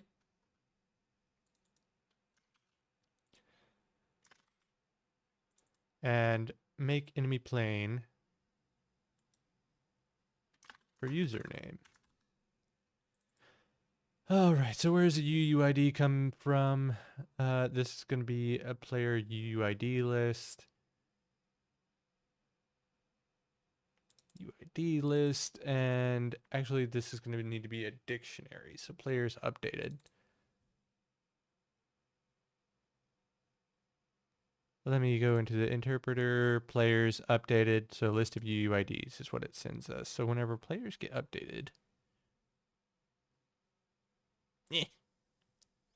Entoipu, players updated, where are you at?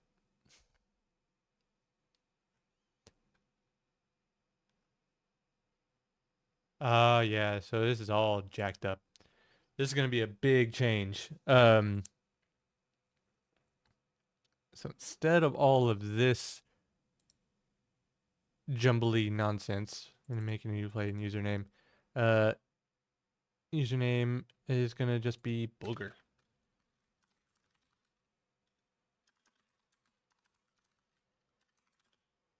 Okay, so everyone's going to be called Booger. So we make enemy plane, and we pass the username. We spawn it with the username.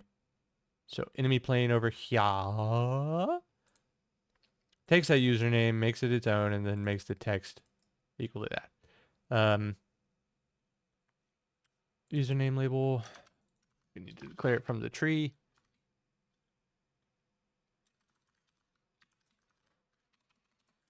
I didn't call it that, but I need to call it that. Tight. Toit, toit. So whenever we start, we have our username label, blah, blah, blah, blah, blah, blah. And let's see. I need to make sure that this is added to the tree.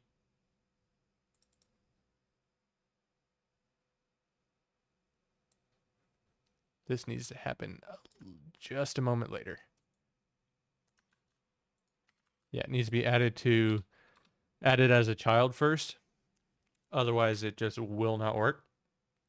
Because ready is called whenever it's added to the tree. And not a moment before. So on physics process, I suppose. If in view, we need I'll do that later. If it's in view, it should probably not bother too much. Function, physics process, void, username, label. Look at from position.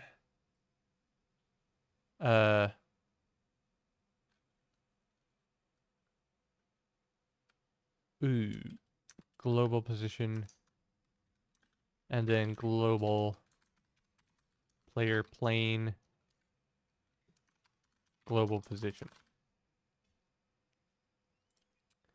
I think this will work. It might be stupid. But whenever the plane is spawned, it should look over at wherever you're at. Also, what is with all of this stuff? These unused variables. Plane is already shadowing. I changed that. Oh, yeah. Never mind. These are just compounding errors because I'm not testing this within the app and it's not clearing its debugger. Okay, so players, updates, nice, username. Problem is, whenever we authenticate, that needs to be it. So, what we need to be doing is updating its lobby, updating the lobby and not the actual. Oh, this is so silly because we're not updating the players just yet. We are receiving authentication, and that's all this should do. So let's walk through this one and make it right. So the client ID is we get the UUID from the data. If the client WebSocket is in connected player keys, okay. So that's a connected, doesn't necessarily mean it's authenticated. Let's mark this.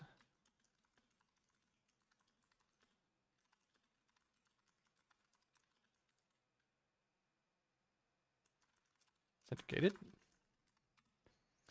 Client object is equal to connected players. Connected WebSocket. So connected players is up here. And it makes a player regardless of whether or not it authenticates.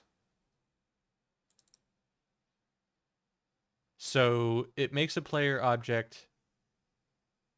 Yeah. Player object is already made. Regardless is already made when connection is made.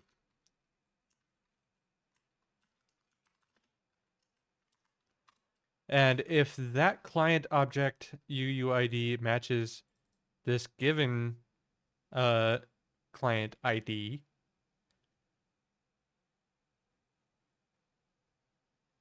basically what this means is the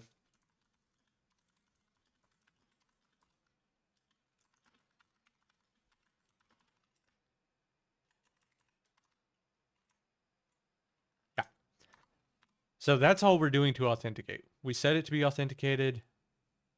We print that self-active player UUIDs needs to append this. No, it needs to stop right here.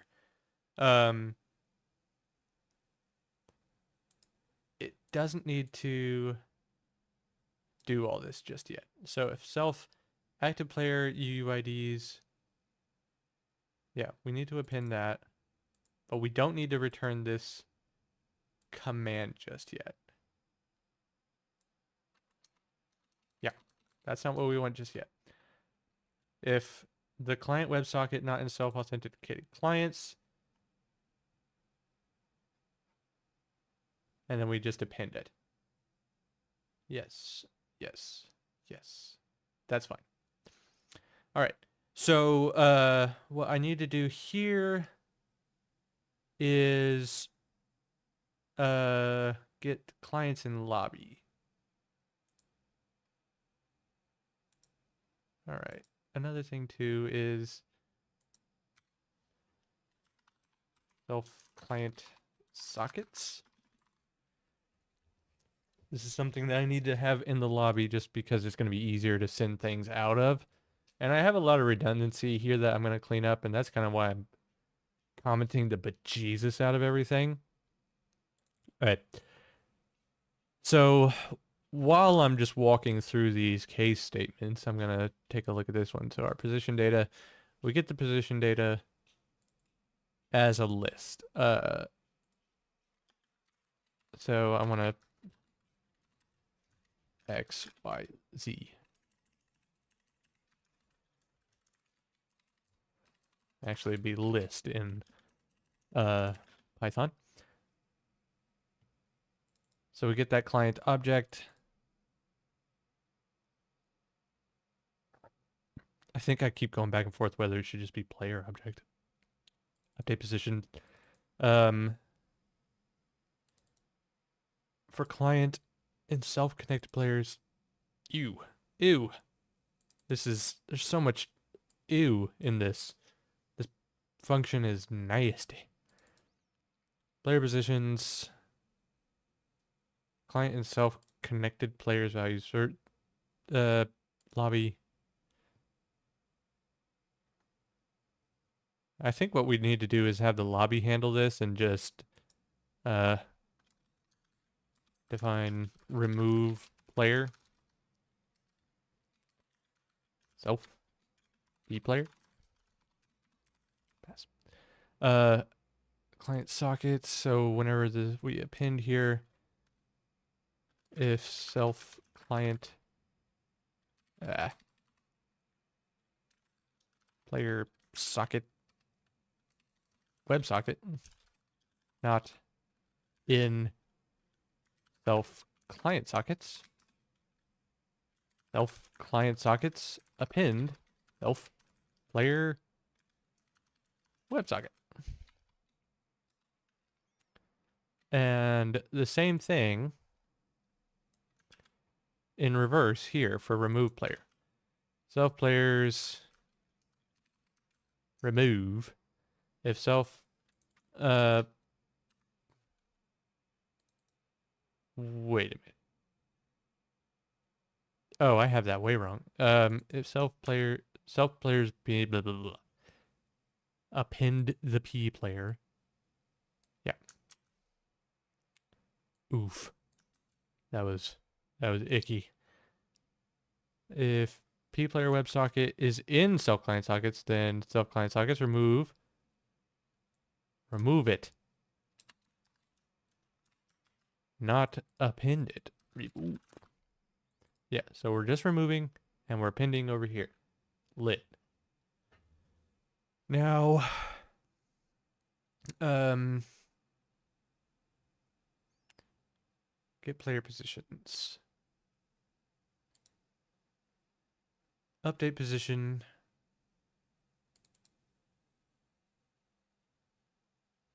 And I think it's going to be, yeah, these are all references to the same one, so we don't have to worry about them not updating where we want them to. Player positions list is, we need that from the lobby. Def get player positions. Nope. Pass. And what this does is going to be copied over here. Player positions is going to be a dictionary. So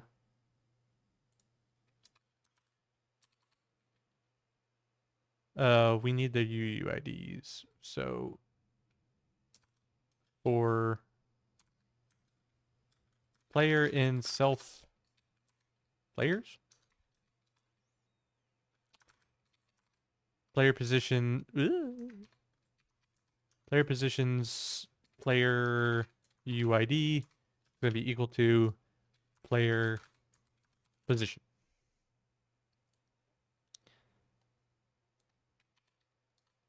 And then we'll return that. Return player positions. Okay.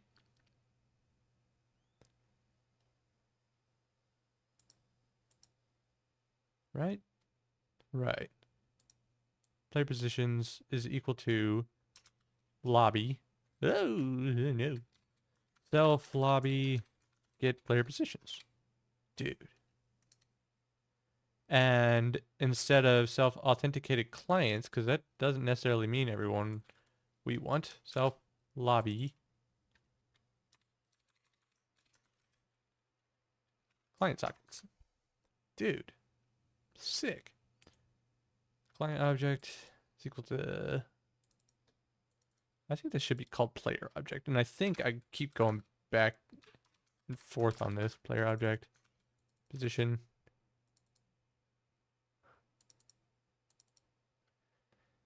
Do we need to update these positions? Do we need to do anything about that? Take damage, set username on health change.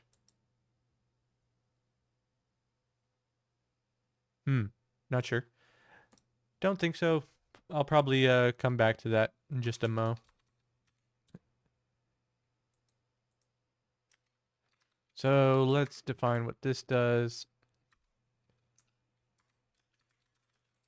Set the position of a given player. Report back all positions to all players.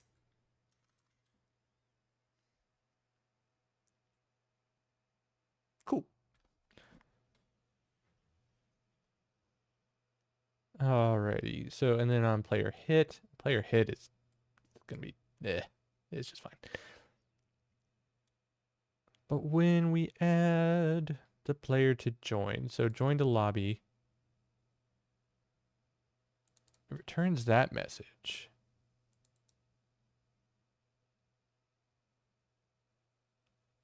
But what happens here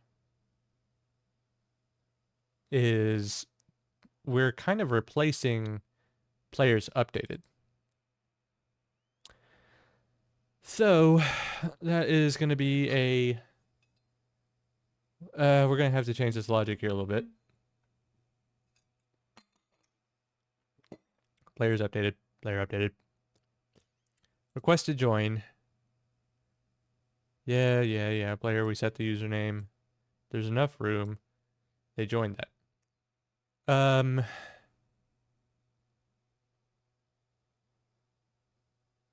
Huh. How best to go about this?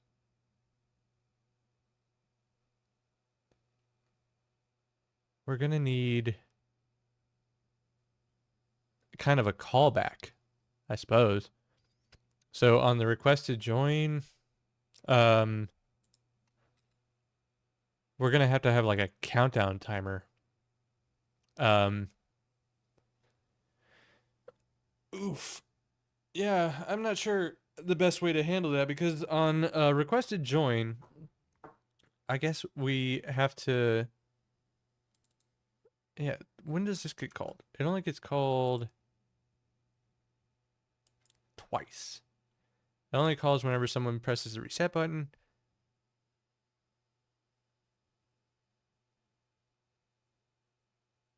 Ooh.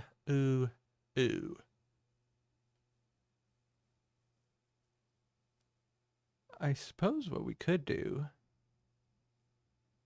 is it'd be really complicated, and this is already really complicated, so who cares? The commands that come out of here are all sent to their appropriate client. So I mean, they go to everyone. I suppose no, that wouldn't work if we just sent the when do we need to send the um players updated command? That's an important one. I also don't like having to find these messages this way. The players updated by here. Like I want to have like a nice enum of all these. These kind of feel like magic strings. Um, actually, for just a mo, I am going to be right back. I'm going to uh take care of something real quick, and then be back in just a couple minutes.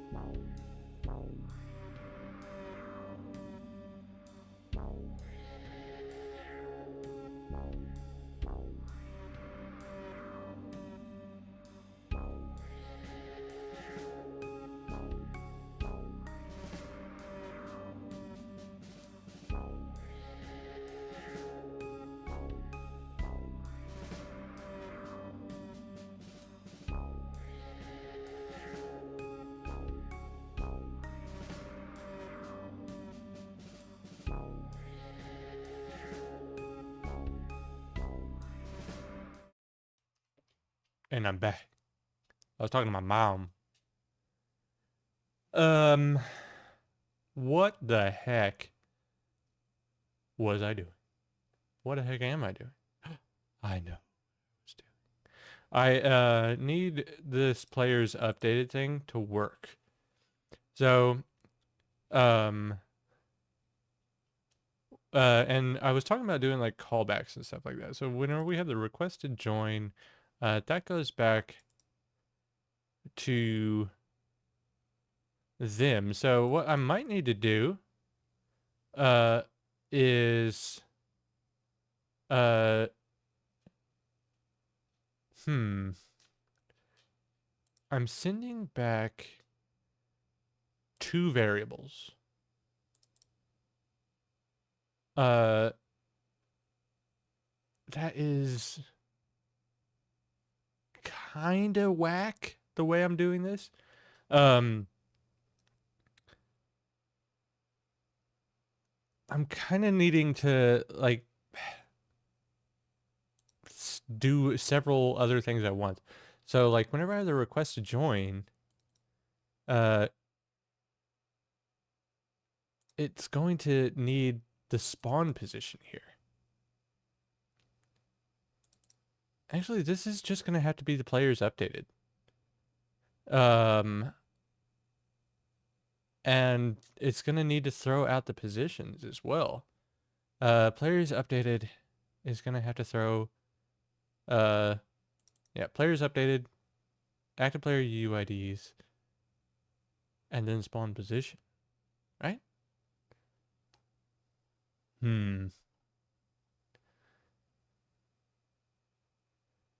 So the player joined. I guess we have to make it so that multiple players can join at once. Because yeah, that would be there's so many like conditions where it might mess up that I'm trying to think of. And then it's to the point where you'll never be able to know all the places that it can screw up. Players updated.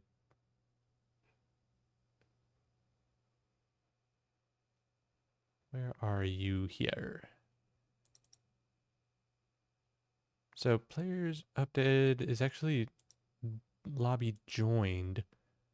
So let me check on the interpreter and see where it does that. Join to lobby.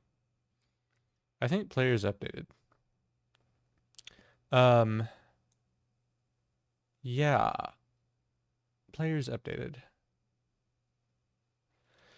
We can make it implicit that the once the request is sent and then we get the players updated that we are joined.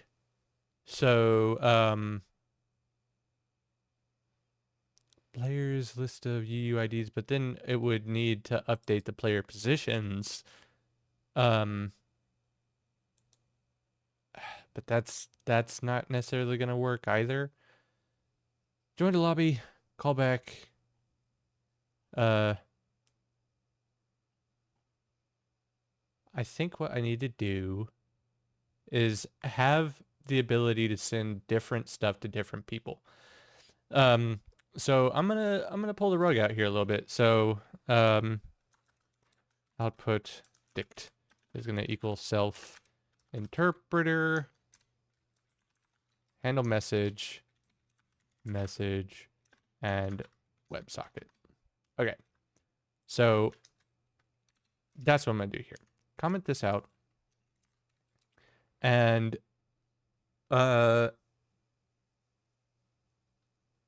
what I will do here is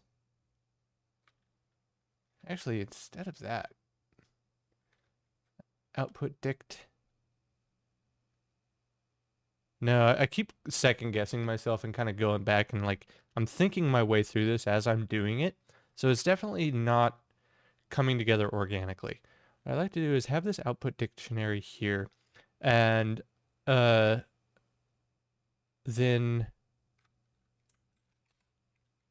let's see if output dict await self broadcast multiple output dict. Okay.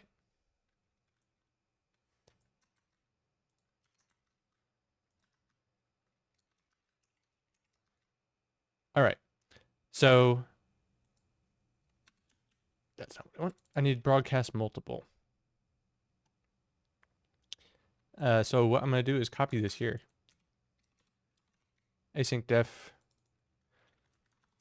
broadcast multiple self output dictionary.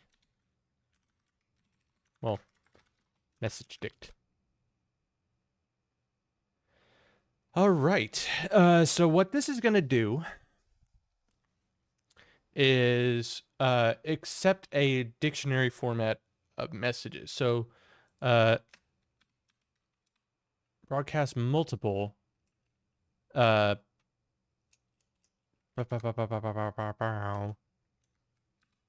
for I am expecting something like we have a message and then client list like that. So what I'm going to do is for a message in message dict keys,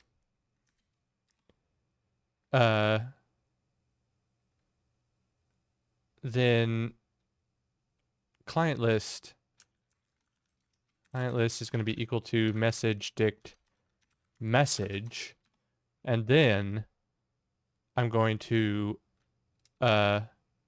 await self broadcast message client list. Right? Right. And that's it. Yeah. And this was just as an example here. I don't need that.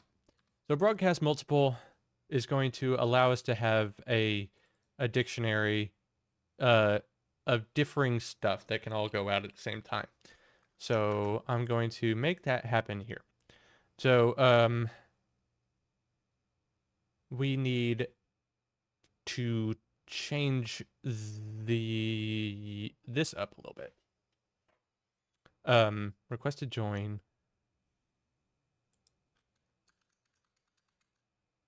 So this is going to go in a couple ways. Message A. What does this have to be?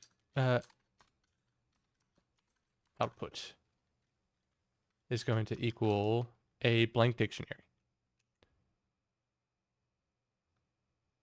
So output message A is going to equal the client WebSocket, this client WebSocket.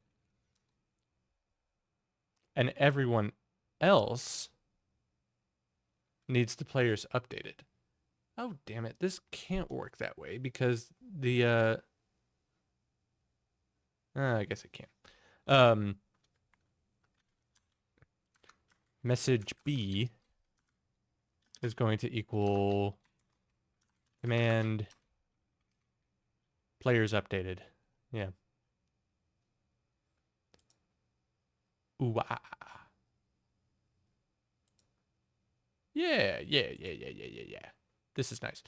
Command is not nice, it's dumb. But command is going to be players updated and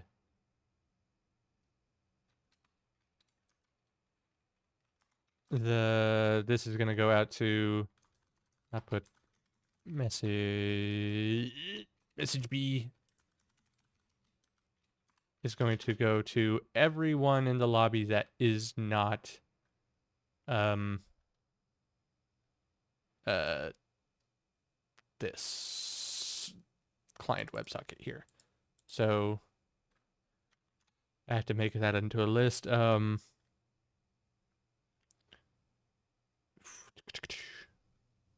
X for X if X is not equal to client WebSocket for X in self lobby client sockets. Um,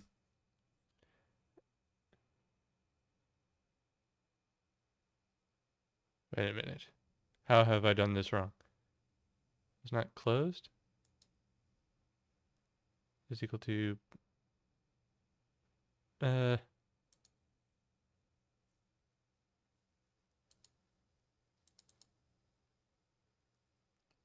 oof. I need to check my list comprehension on that one because it is wonky.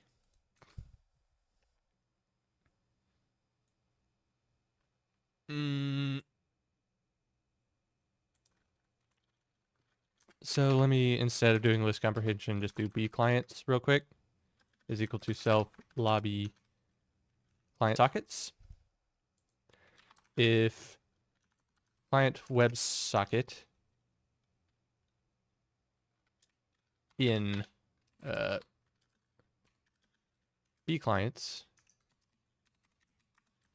B clients remove client WebSocket.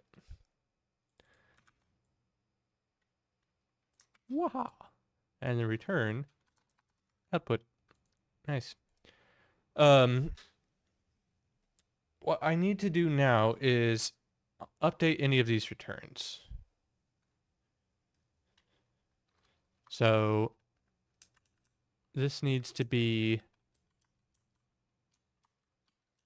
wrapped. Everything needs to be wrapped in a dictionary.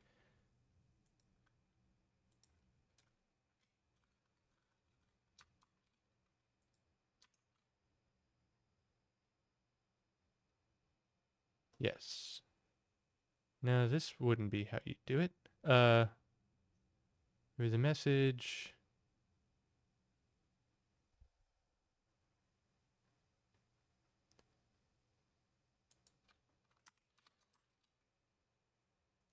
Yeah, this is how I would do it.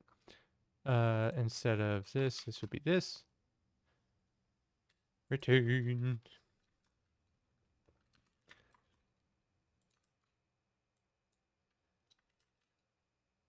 This is a lot.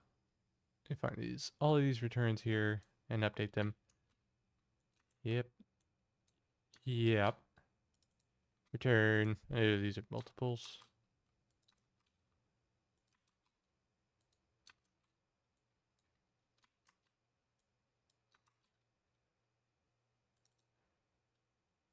This has to return an empty dictionary. Everything has to return a dictionary now. But that's fine because everything had to return something annoying before, so might as well make it even more annoying. That doesn't return anything. This should break. I feel like I've changed way too much in order for this to not break. And another thing I also need to change is whenever we as a request to join, we also have the spawn position, but we also need the other players. Uh, uh, Player positions. No, it's not update player positions. We need to update player. Players updated.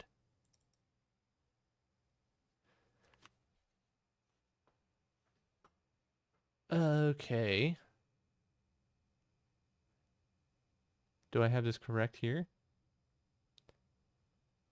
Players updated, yes. And it's going to await self-active players UUIDs.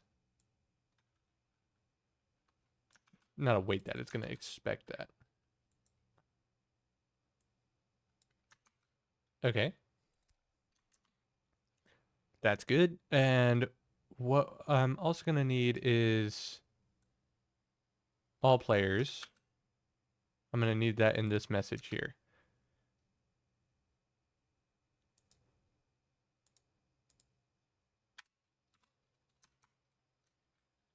Yeah.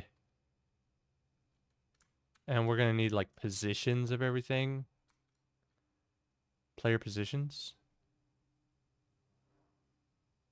Oh, heck yeah. We're going to need all that. Player positions is going to be lobby, get player positions. Yeah, whenever this person joins, they're going to need all sorts of information. Player positions, self lobby, get player positions. Player positions is player positions.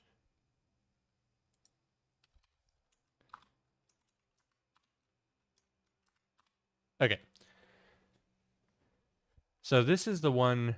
This is confusing. Yeah. So whenever the player requests to joins, the player response, and then the player response goes to the person that requested to join, and this goes to everyone who isn't that person. Yeah. So message B is players is updated, and then you have the active UUIDs. Cool. And then there should be maybe 1/4 of a second where the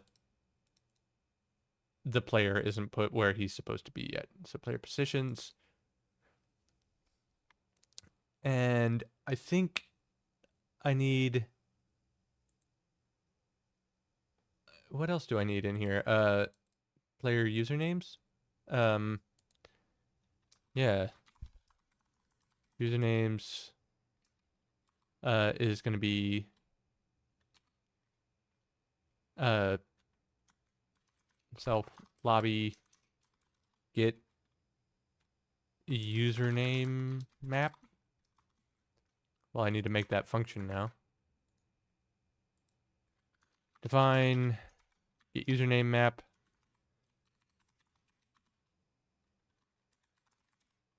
Usernames is going to be, I think this here. I just have to change this to usernames. Usernames. Player UUID. And then change this to username. That's all I need to do. That's all I need to do. And instead of doing this, I want it to be a little bit consistent for once and have that there. So get player positions. I don't need you here. And I do need a comma here. A comma chameleon.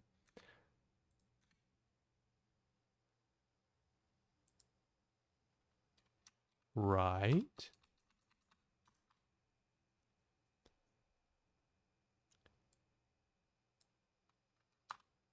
Oops. That wasn't what I wanted to do. That was what I wanted to do. Okay, big command. So join the lobby, you get your spawn position, you get all of the other players, you get the usernames. And in fact, I don't even think uh we would need all of these. Yeah, I think we just need usernames and positions. Um Joined to lobby. Cool. So I'm gonna actually copy this whole ding dang message and bring it over here. And then I can parse it out over here. So spawn position, usernames, player positions. Ready?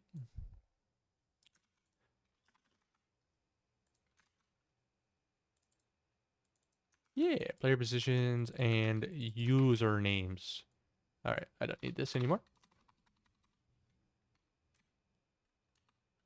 Whenever that joined the lobby, we grab these usernames, spawn position. So NPC joined to lobby, usernames, and player positions. All right, so the join to lobby is just gonna get a total huge dump of stuff.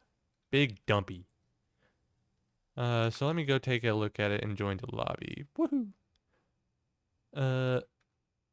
We need all of this. So we start multiplayer. We spawn the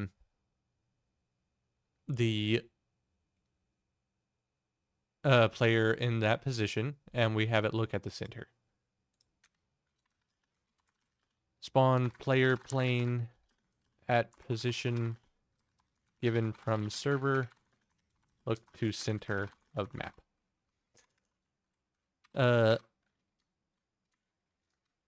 Spawn all planes.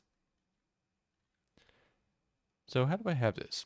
Make enemy plane. Where's this sent over from? Players updated. Yes. Players updated. Players updated.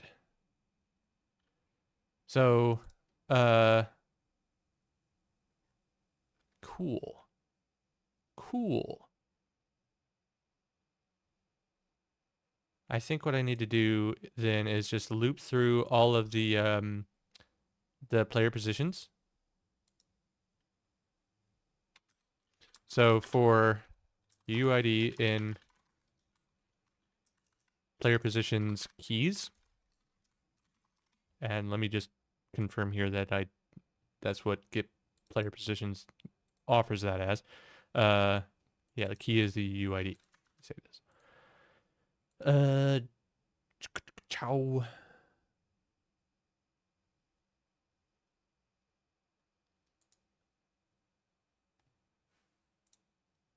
Yeah, for UUID in player positions keys, if UUID is not equal to global player UUID, so we're just gonna pass on everything that isn't us.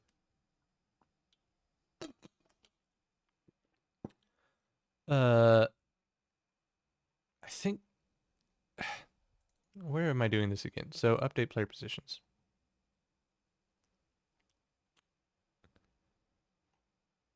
I think I would kind of want to like redo all of this stuff. So like global connected players. Yeah, this all kind of has to change. This all players, this is ostensibly players updated.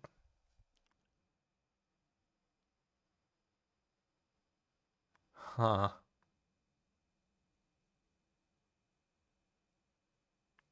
I am interested in how I'm going to handle this.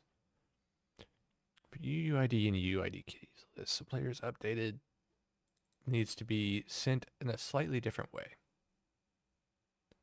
So I think I should just be able to call this. But what I would like to have it is UUID username map.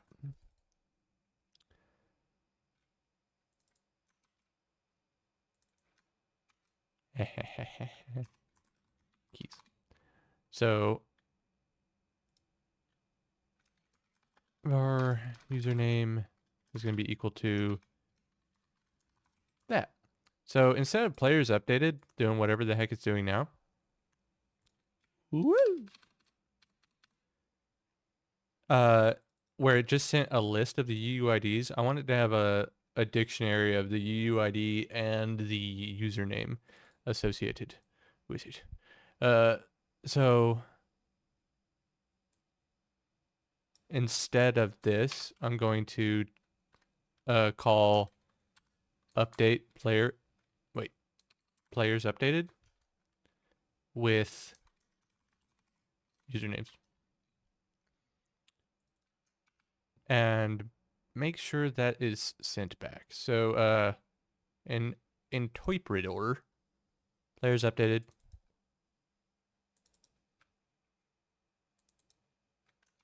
What is this going to be called? UID username map.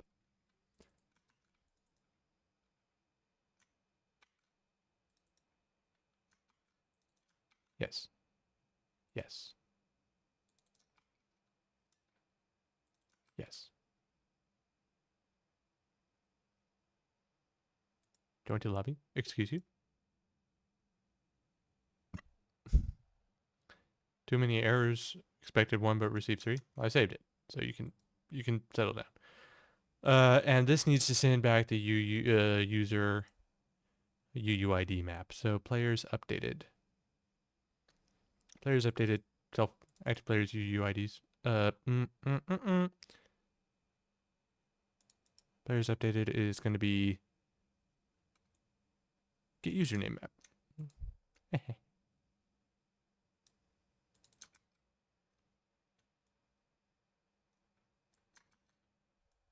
Dude, sick. Where's players updated happen again? Huh? Wrong again. Sick. Okay, that should have broken everything. Like, everything.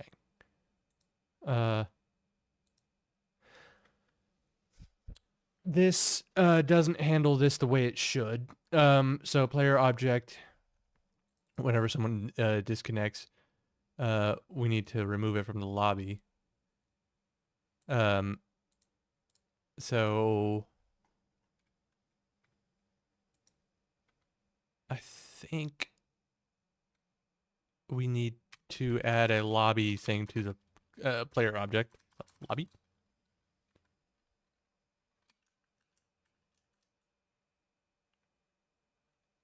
Cool.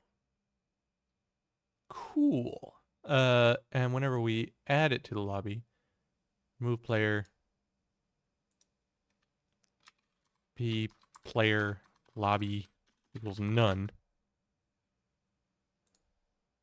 Yeah, to make this equal to none.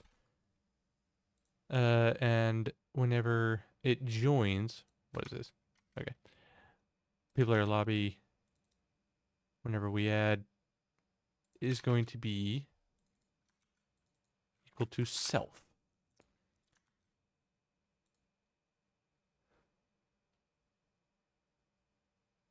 And whenever that player object, if it has a lobby, if player object lobby player object lobby remove player object. That's complicated. That might break everything. Remove player. Self p player. Yeah, yeah. Oh, snap. Yeah, cleaned it all right up. Now, what the heck? I think this is gonna work. I'm afraid that it will. So when our players is updated, we have the UUID username map.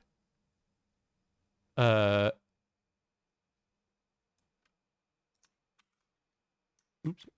I need to change this. And it'll print that out just so we can see everyone and their username. And whenever someone joins, player is updated, we have this username map. So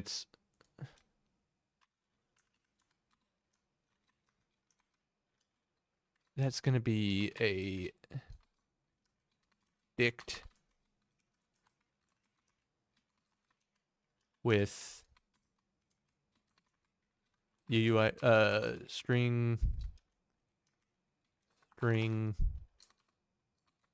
UIDs and usernames.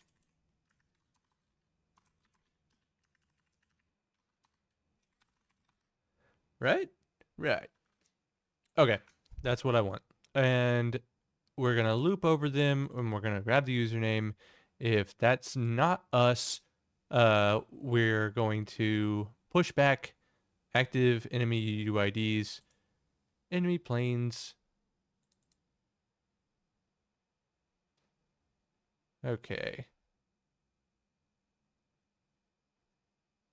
That's another thing too. If someone is gone, this doesn't handle if someone's gone.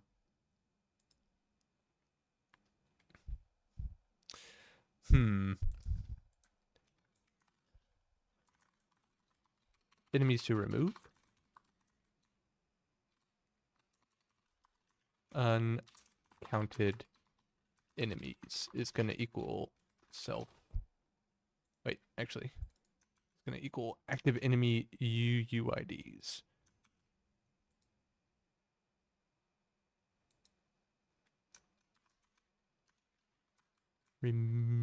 Erase UUID. And then at the end,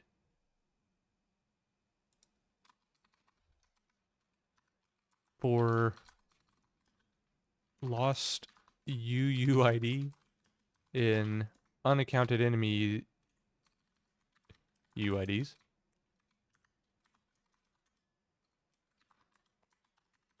kill this guy.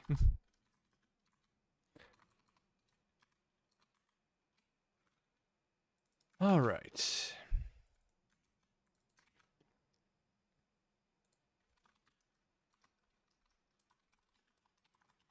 Implement this, because that was not implemented at all. That was just me typing out it and being goofy, because I'm a silly guy. All right, I'm going to crash and burn here because, actually, so whenever we join the lobby, oi, what is this doing? Join the lobby, NPC, join the lobby, spawn position, usernames, and player positions. Yes. Oh, this needs to change.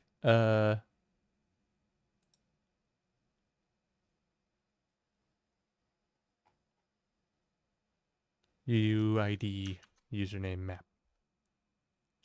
Watcha. Cool. And then in multiplayer controller, join the lobby, spawn position, UUID username map. Yeah, we spawn all of those guys, and then we update player position.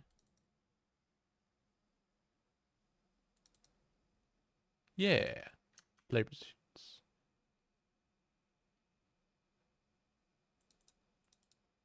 And then we, I think, call this.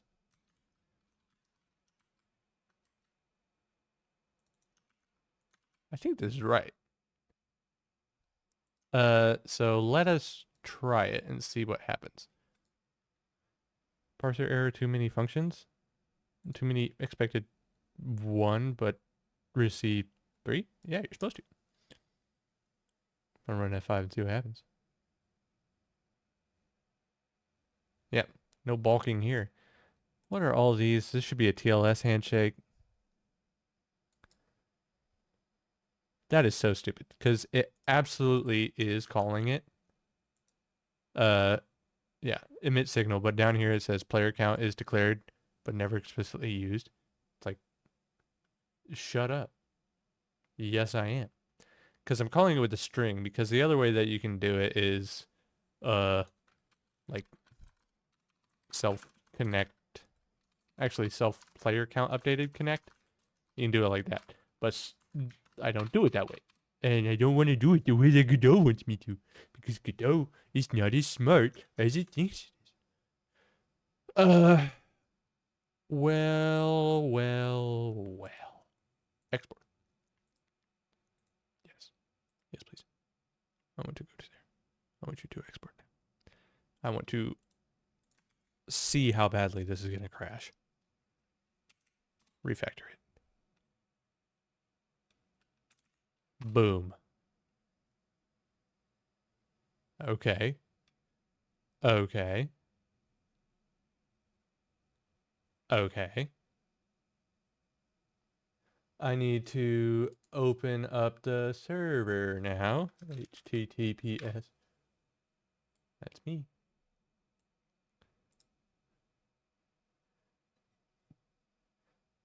Oh, it closed. Okay. Huge.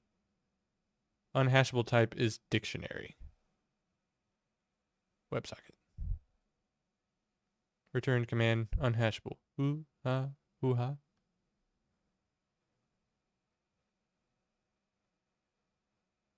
Yes. Client sockets.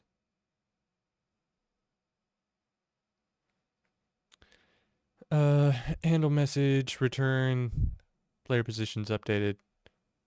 Command update player positions. Why is that even being called? Oh, it's being called like every frame. Um,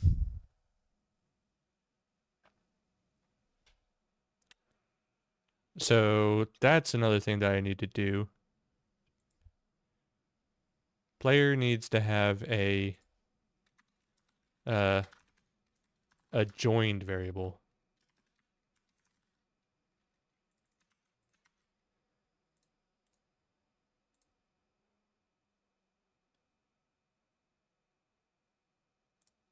Hmm. Uh, then I would actually have to use it. So in the lobby, whenever you add the players, the player joined true, and whenever you remove the player, joined is equal to false. False. Alrighty. So where am I getting that error again? Command update player positions. Oh goodness gracious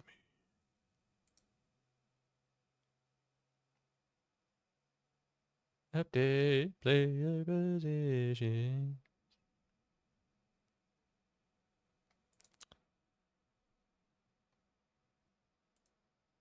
Says it's on a dictionary is unhashable. Lobby? Or is it run? What errors did I get? Okay, so we had incoming, authenticate. Yeah, I wanted it to authenticate. And then we sent out receive authentication. WebSocket connection established. Client connected. Oh, it happened very soon.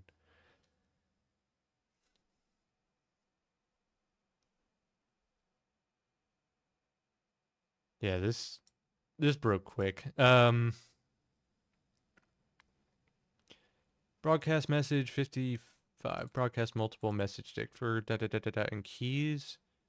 Broadcast multiple. Is that what it was? Is that what the issue was again?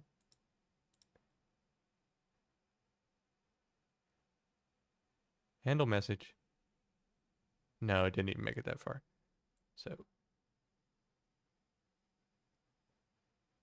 we have a dict here. Unhashable type is dict. Yeah. No, it's unhashable.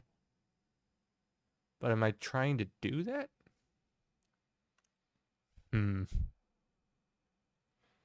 I thought I could do this in a little bit more simple way. Let's see. Output is this, can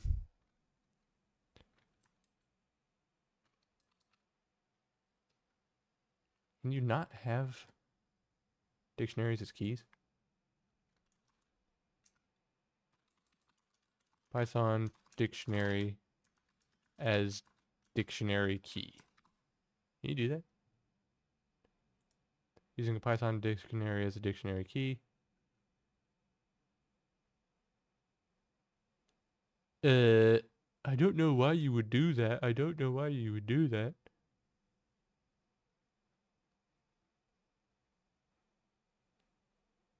Huh. Oh yeah, you'd have to turn it into a hashable dict. So what I could do is turn it into a string here. But that's kind of, I mean, these are all getting dumped.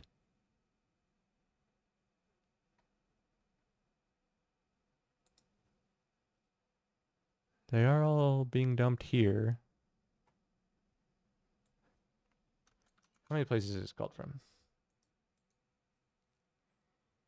Hmm.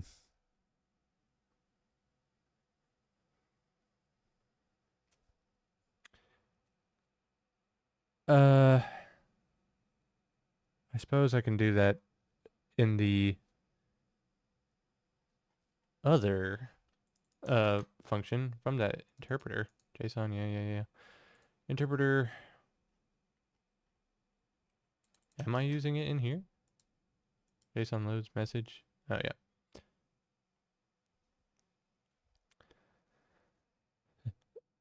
Uh,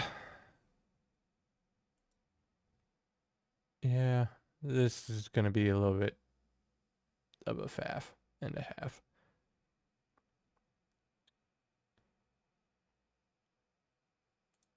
All right, let me remove the JSON here from there, from run, and then it'll just send the message. It won't dump it here. It's just gonna send it directly.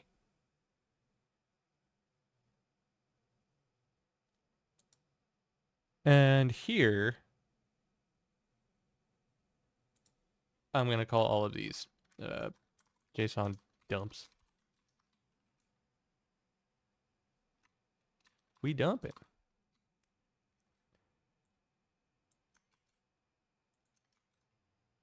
Yeah, yeah, yeah.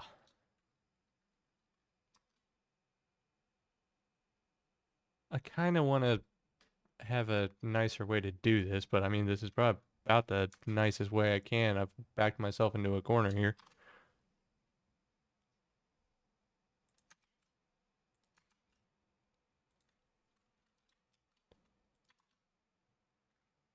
Because I'm trying to hash my dictionaries, and I forgot you couldn't do that.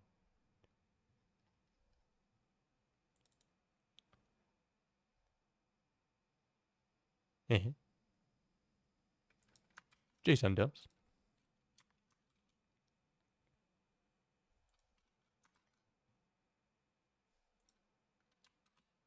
Oops, nope, not that.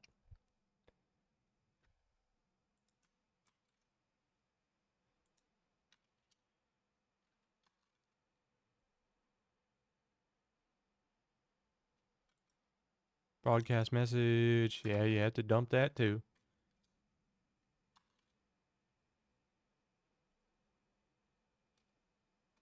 And this one here as well. I think it might be the last one. You see, command always has to have dump in front of it. I mean, dump S. Dump S, dump S. Yep.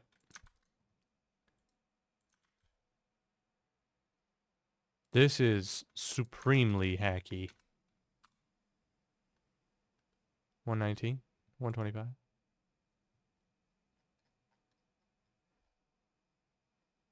Eh,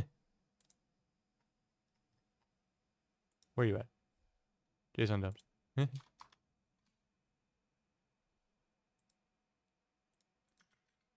Okay.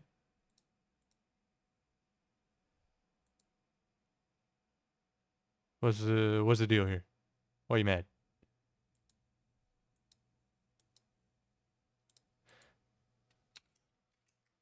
Oh, I just had an extra one there. That's dumb. I'm dumb. Cool. Yeah. Yeah. With Wesh.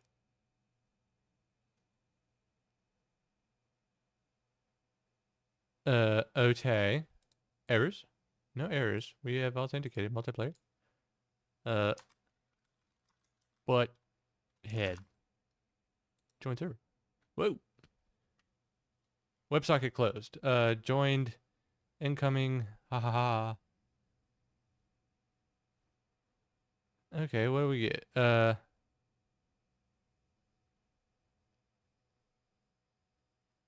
Gosh, that is a ton of info is coming in.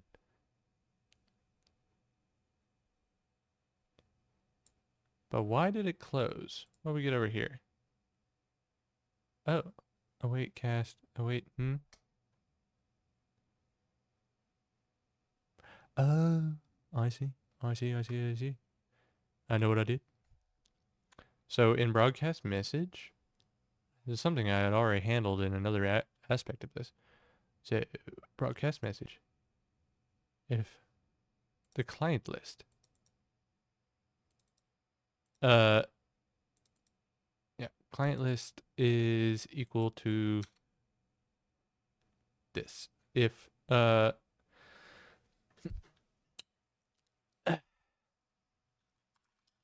not is instance Client list. List. Client list equals client list. Yeah. Make sure it's a list. Essentially doing an assert. Assert. 1.py. Alrighty. Now let me open up Chrome on my iPad again and begin the fun. HTTP.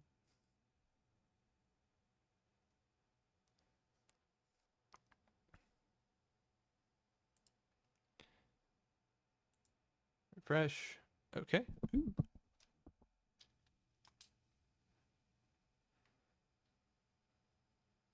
All right, turn on, you silly Bluetooth controller. There we go. Multiplayer. I'm doing this on the iPad here. Egg butt. Join server. I have joined the server as egg butt. Multiplayer. Fart lord. Join server. Hey. Who's this guy? He's not moving. But I am here with Fart Lord. I'm here as Fart Lord. Plane exists. Enemy. What do I need to do? Because he's flying around. I can shoot him. Player killed. Yeah. That's not great. So I can still shoot him. Can I rejoin? Player rejoins. Okay, so updated player positions just aren't going the way they're supposed to. But that means I can fix that. There we go. Oogity boogity. Where is that? Update player positions. Update players positions. What comes out of update player positions? Interpreter. Update player positions. So player positions is equal to player positions. So we get player positions, output. We don't need that. I changed that because now everything just dumps to JSON strings immediately. What? Okay, so save myself this line here because already forever long line of code. JSON dump. This is way too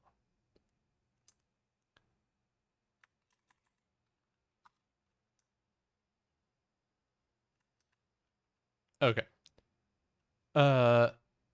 What does that give us?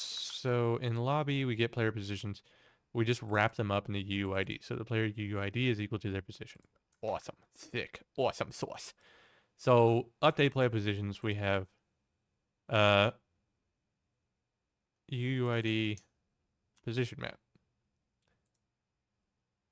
Player positions. Multiplayer controller. Update player positions. All right, so if it's not us, for UUID and player position dict keys, yeah, what's the deal? What is the deal?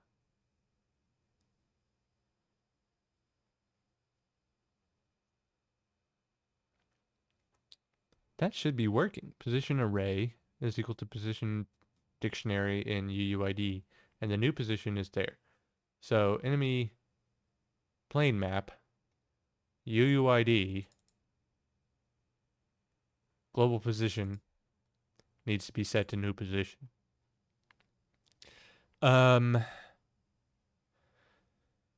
Well, let's take a look at why that might not be working.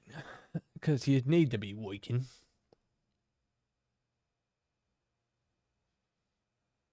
We're getting the positions out. Lobby, we can player position. So player, yeah, player just position. Player position, oh, let me go over to player.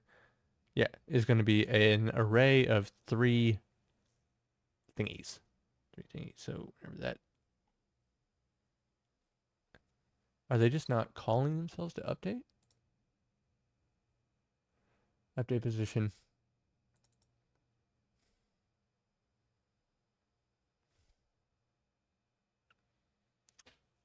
Yes. Player object. We get the connected player client WebSocket, and that player position is equal to position data.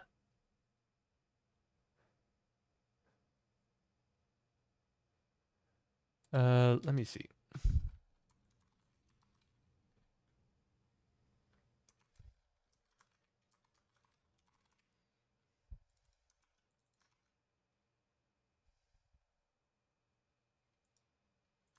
I'm willing to bet that we're just having a reference issue here.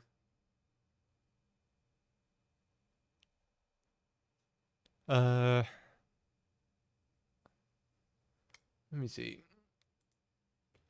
Python is class referenced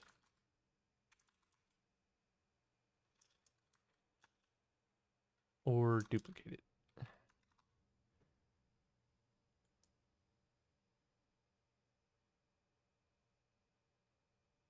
Yeah.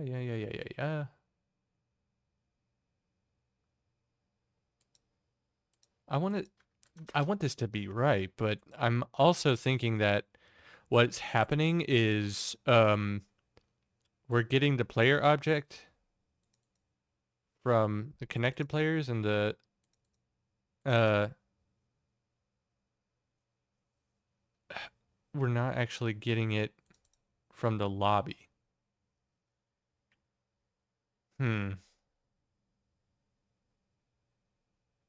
Yeah, I'm thinking it's a completely different variable. I'm gonna go and I think I just need to actually change the socket controller to unparse this out.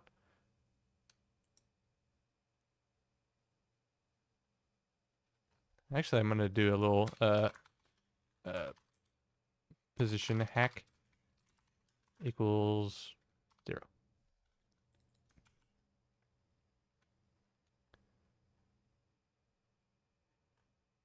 Tick, tick, tick, tick, tick, tick, tick.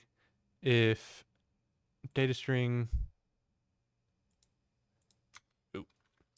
else if position hack is equal to 10,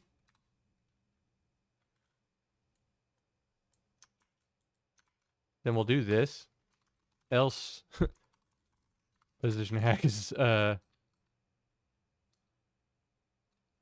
no wait, actually if position hack is equal to 10, then position hack equals 0. Yeah. So what this is going to do is increment this by 1 every time. So it's only going to print this out every 10th time it comes in. Position hack plus equals 1. Yeah, so if it's equal to 10, make it equal to 0, and then like increment it every time that it comes through. So this is a hack because it's a hack. This is a hack because it's a hack. That's the stupidest thing I've ever said. Someone needs to get me some breakfast. Exported. Close it. Refactor. Run.py. We fresh. All right, so let's see what we got here. Multiplayer. Booger. Join.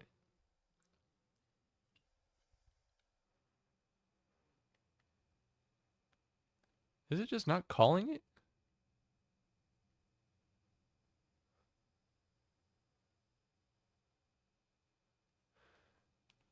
That's weird. Here, let me rejoin from the iPad because I don't see it happening at all.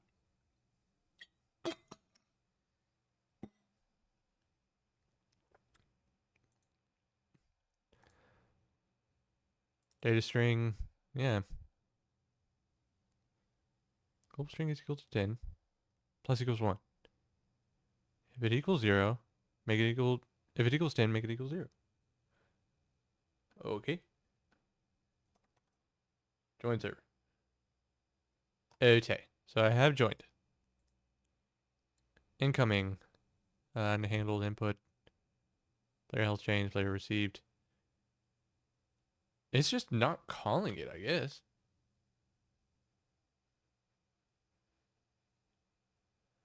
Also,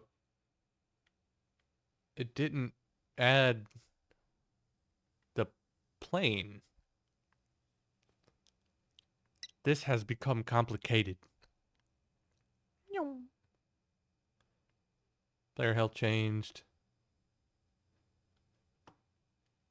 Yeah, and if I do this, I can like still see the plane in the middle of nowhere, but it's not calling it. It's not calling update positions, which is not ideal. It's not what we want. So what is the name of update position? So I need to find where that is being called here. Control Shift F. Whole words.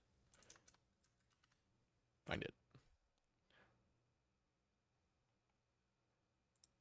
Yeah. Um, multiplayer controller. Yeah, it should be updating position every frame. What do we say here? Oh, yeah.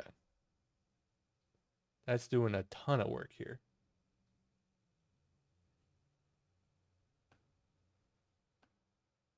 Let me pause this and see if this should slow it down.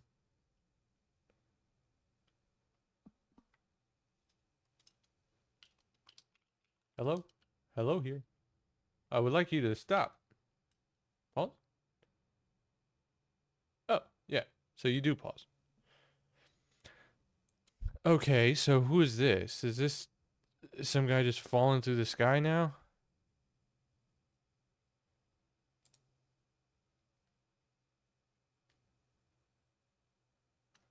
Uh, huh? Let me change this.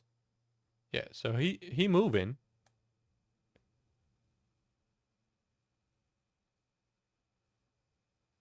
Yeah, and he just keeps falling out of the sky right there. -4, -8, yeah. Okay, so it is calling it, but I don't think it's actually updating it within um the actual lobby itself. So one, I don't need that many prints. That's way too many prints. Also, spoiler, there's so freaking many um things that we need to update to like optimize this because it's calling this like every frame, every physics frame. It's stupid. It's crazy stupid. So yeah, self lobby client sockets.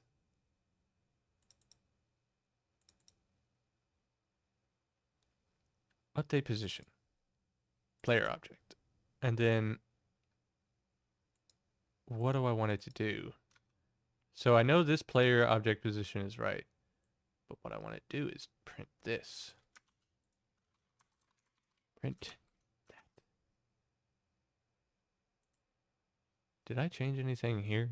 I don't know if I did. Socket controller data string. If the data string doesn't contain this, print it. As it does,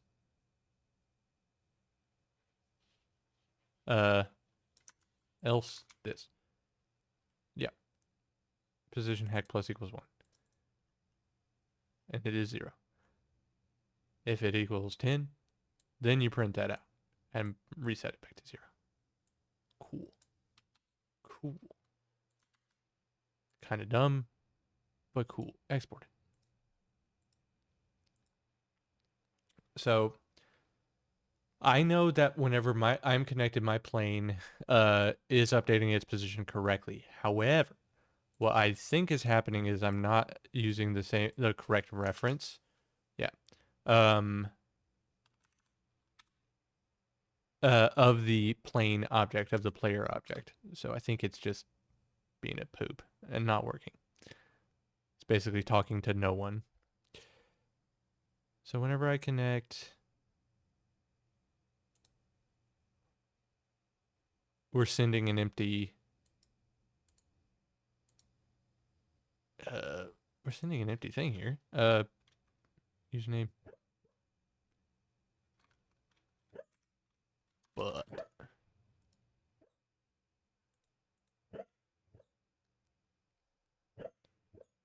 I mean, that's right. That's right.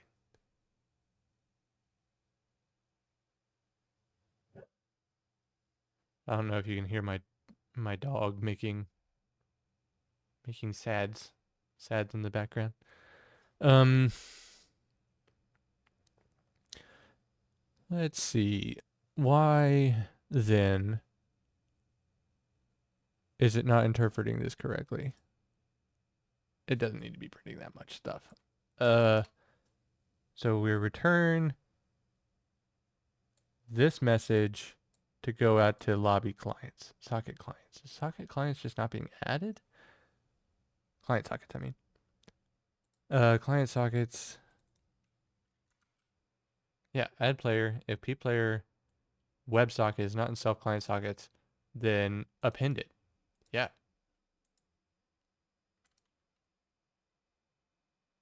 So whenever that runs, I mean, it should run out. So update player positions. We make sure that this is the correct wording here. Update player positions. Oh, yeah. I have the export thing closed. Export player positions. Awesome. On JSON received.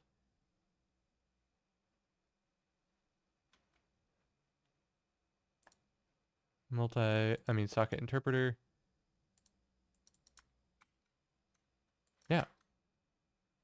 Update player positions. Why you not doing it? What was it printing out there?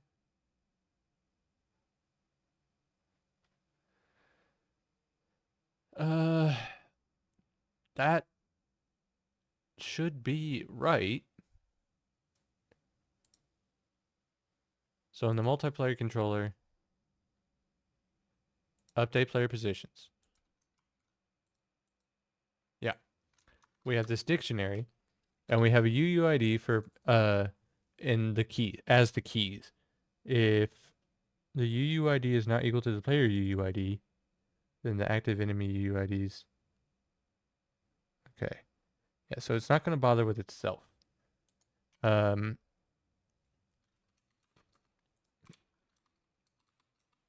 mhm. Mhm. Mhm. Mhm. So it has to have someone connected. Otherwise it's not going to move. And I think that's what the issue is just an issue with connection. So, whenever someone is requested to join, yeah, I wanna be sure that I'm doing this correctly because I'm clearly not. All right, project export it. Yep, yep, yep. Let me try reconnecting again on the iPad and see how that works. Also, be done printing, this forever long line of code. Run the refactorer. Run it. Refreshing on the iPad.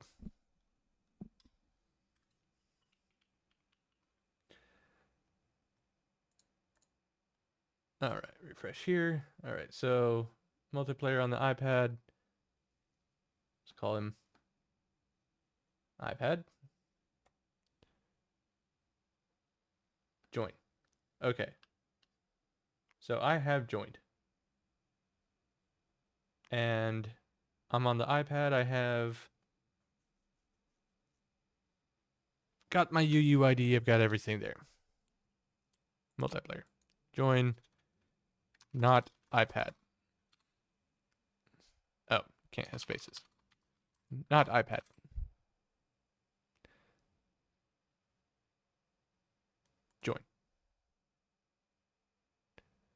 he's there, but he just ain't doing anything. So I have connected, it says connected players is equal to 2. And over here, I don't have that. I have connected players equal to 1. Wow, wow, wow. Yeah, so I see him here. I see UUID username map. That UUID is connected to iPad and stuff like that, but it's not getting the updated position. So plane added to arena. That's good. Plane created. And we had to make plane yet because the plane doesn't exist. So we make a plane called. All added. All good stuff. Happens when I run through here. I did get a message that on the iPad that someone's health was updated, but it clearly didn't go through. I don't see anything here. We've authenticated both clients. Yeah, authenticating. That's fine. Now, why is the question? I just dropped my Steam Deck on the ground.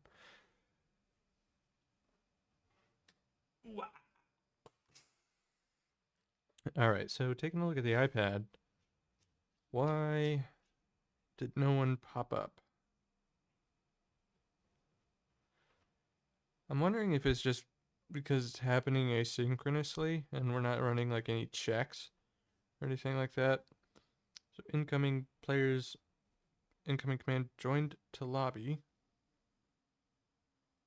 That was me. Joined to lobby, spawn position. Cool. And then players updated. Yeah, it's just not getting. It's just not calling it whenever. Uh, it's time. I forget when did it, who connected first. I guess this one connected first. So it just didn't get any message. UUID.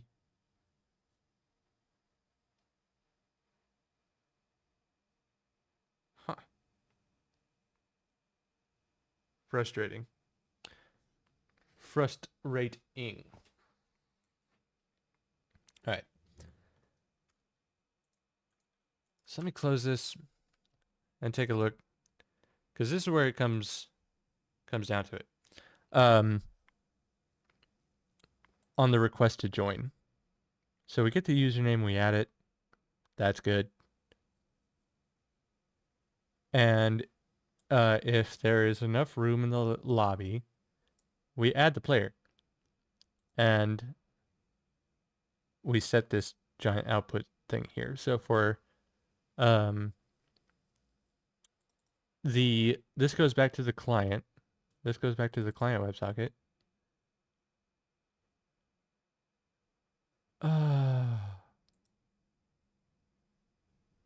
Uh, I had an error where I did the stupids. Well, that's nice. I don't even need to change. I don't need to change the game code or anything. I just have to change the server code. We flash. Okay. Reload here. I can't press F5. That's so annoying. Multiplayer.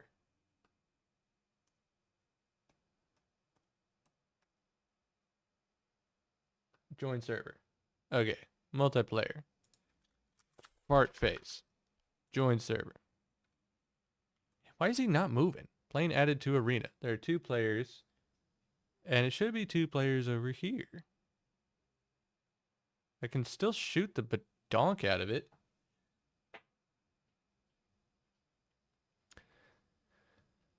Let's see. Plane added to arena. UID. Yeah, that's me. I am.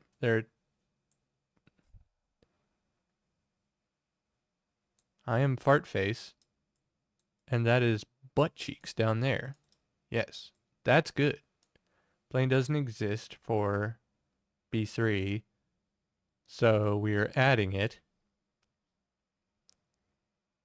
Mm-hmm, mm-hmm, mm-hmm, mm-hmm, mm-hmm.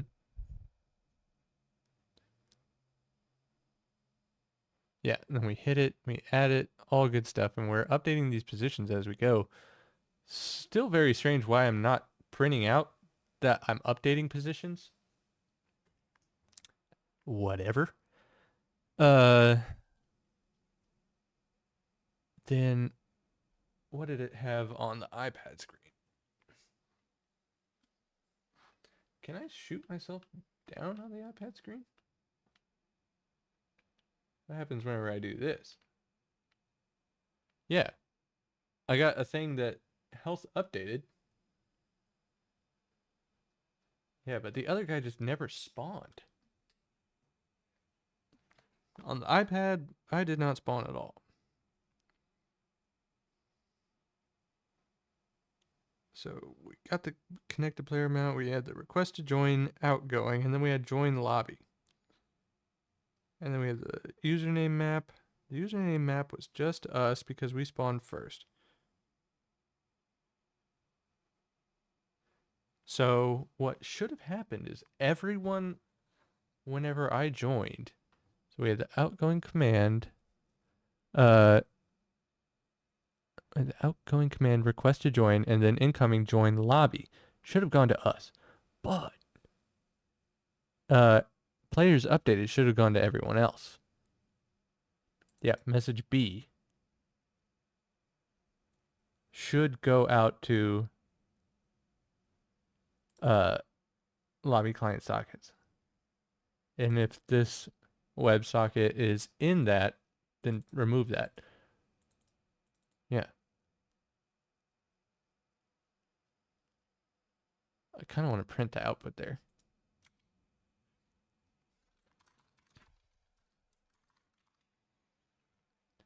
I'll print that just to take a look at it. And whenever this comes out here, we have the output dict. And if there is an output dict, broadcast multiple. So broadcast multiple takes in that dict. So for message in keys, which is a string, client list is equal to that string as a key. So message dict list of, yeah. I'm gonna try this out. Client WebSockets, ba, ba, ba, ba, ba, ba. Let's just try running this and see what we can see with that. Don't need to refactor it.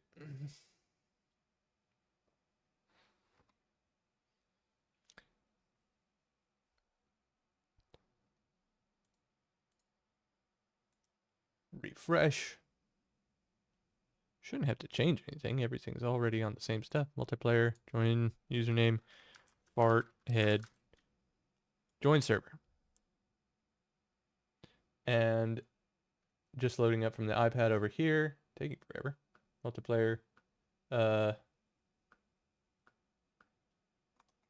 wiggly biggly, join server.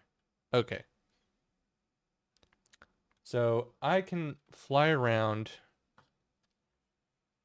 on the iPad, and I can even shoot myself. I'm just not moving anywhere. Yeah, and I can take hits.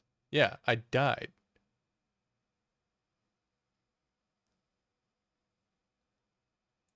Try again. Okay. So let's take a look at all this. So incoming, authenticate, outgoing, receive, authentication. Yeah, you got it. And outgoing, get connected player account. So we see that one is connected. Outgoing, request to join. Farthead requests to join here. Oh, that's annoying. Move over there because I kept flying through the actual respawning thing. So Farthead requests to join, and it's like, okay, you're joined to the lobby. And here's the UID map. Farthead is here. player position. That's your player position. Nice. Receive authentication. You just never got anything back. Incoming player updated.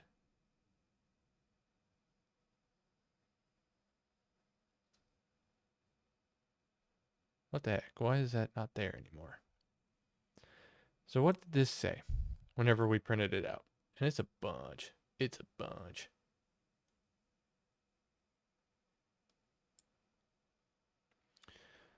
All right. So the output is command join the lobby, spawn position, fart head, player positions, and this is one person.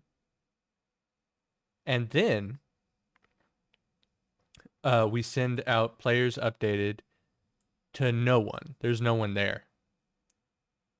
And that's fine because we were the first person to join. And then we have command join to lobby. And then we have the map here. So actually, who joined the lobby? Yeah. Yeah, this is where we have the two people. So we have the player positions. We have player position this one and then player position this one. So for two different UUIDs. So WebSockets, one person gets that, and then the other person gets updated, players updated. So we have Farthead, yeah, and then the other guy, which was this, which is just I pressed gibbles into my my screen, but that didn't go to anyone. That's fine if it doesn't go to anyone here, but it has to go to someone there.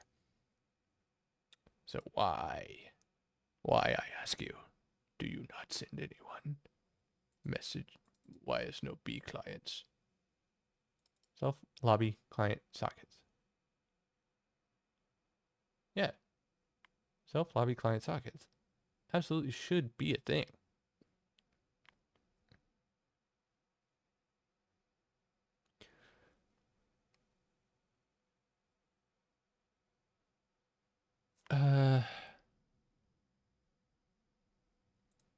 Could we be doing, no, it has its own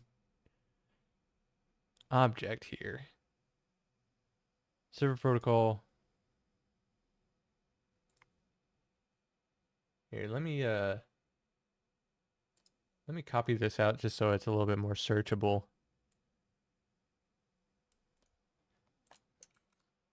Alrighty. So there are two of these.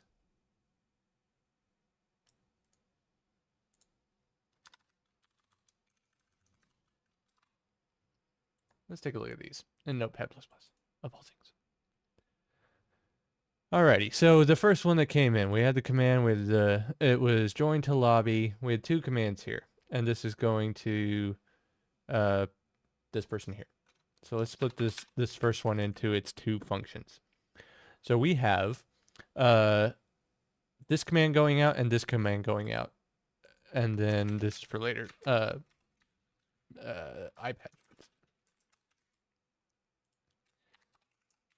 PC joins. So the players has been updated, and this is the username map. So right now there's only this UUID, and that's fine. So the spawn position is cool. The UUID map, player positions, and who it's going out to. Goes to. Yeah. Currently, this is all of the usernames. So 485 is called Farthead. 485's position is this right here. And that goes to this. This goes to this server protocol object, this WebSocket at that position. Yeah, awesome. So let's take a look at whenever it joins here. So we have two commands. They split there. I can get rid of you. Actually, I can just scroll down a whole bunch. Have some space. We have 2 commands going out, and obviously there's a problem here. Join to lobby, UID map, player positions, change down there. And then whom it's going to. Actually, wrong button, wrong one. Yeah, it goes to, this command goes here. So this is a different socket, right? Yeah, this is a completely different socket. It's on a different a different point in memory. So we join the lobbies, have the spawn positions, we have the update map, user ID map. So we have 485 for Farthead, and we also have 50F for Jehovah. We have the positions. So Farthead is here, and this guy, he's way over here. Nice.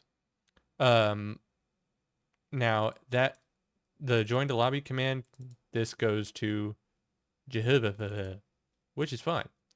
Now this command, players updated, never makes it out to anyone, which is dumb.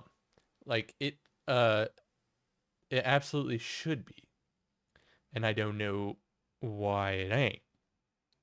This is a big issue. And what we're doing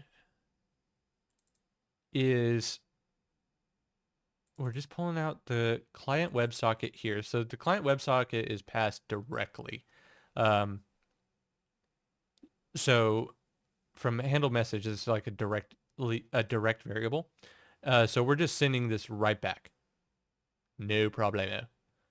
For this one, we are grabbing all of the clients in lobby client sockets. Whenever someone joins the lobby, it adds its socket to it. And if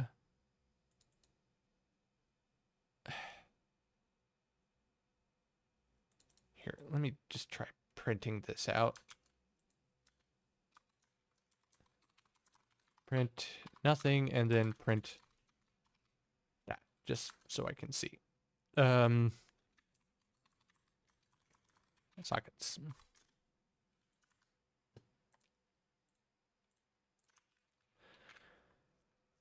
I want to see that sockets actually has something, even with one person in it. Because if it's not adding its socket to the list in lobby, then that's an issue. Issue check. Join server. All right. Did you print it? Sockets is nothing, so it's just not adding it to there. Why not? So we add the player. Add the player. Okay. We add the player. Self players append that player. We join If pplayer WebSocket not in self client sockets, then append it. Print it wasn't there, so we added it. Else it was there. Nope, had to print that. Thank you, VS Code. Very cool. All right.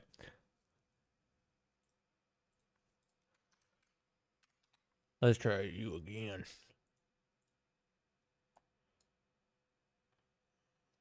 Can this be smaller, please? Can you be smaller?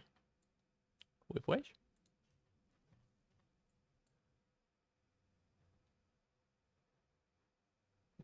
Okay. Multiplayer. Join server.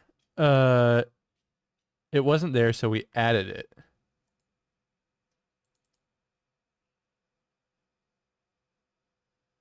Huh?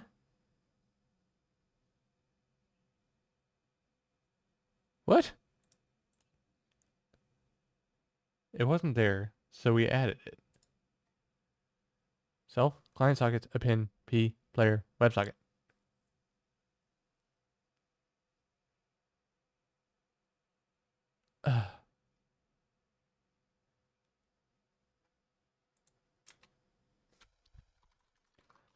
Now sockets is self, client, sockets.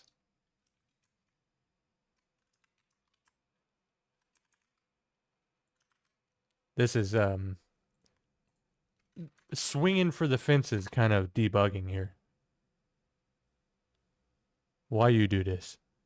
Why I do this? All right.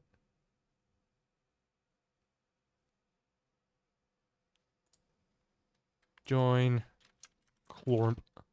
Oop, can't do that.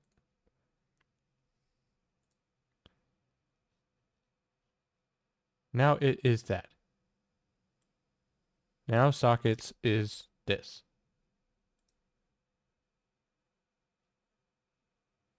Huh?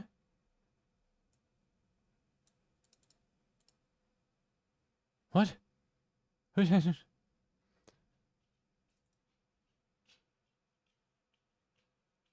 What?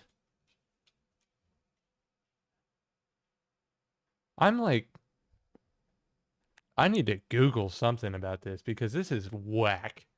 Whack-a-tacka. Okay. In client sockets. I need another function. I need another function. Get client sockets. And I'm gonna see if this works. Define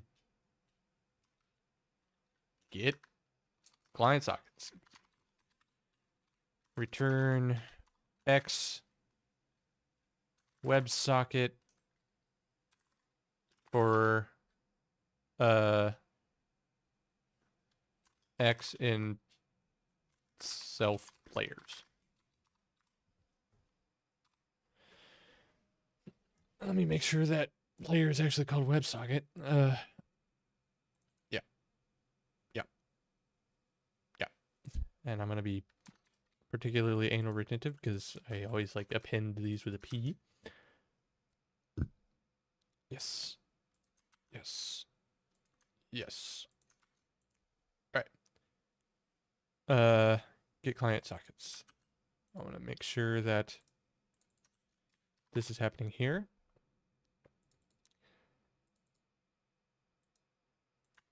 If this changes anything, like, we need to revolt.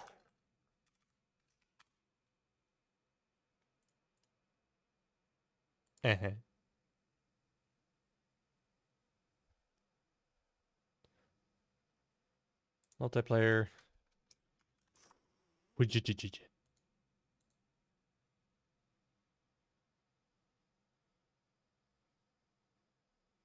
Oh, God. That's so stupid. That's so stupid. Okay. A lot of printing to be done then.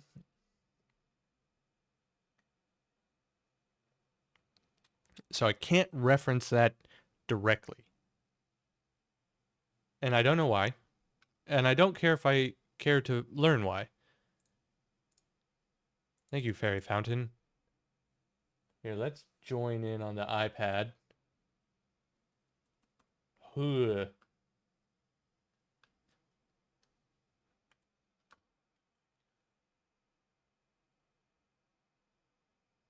Oh, I have him barrel rolling into the ground. Here. Wait. What? Did this thing just die?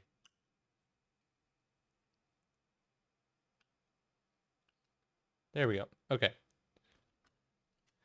Where are you, plane?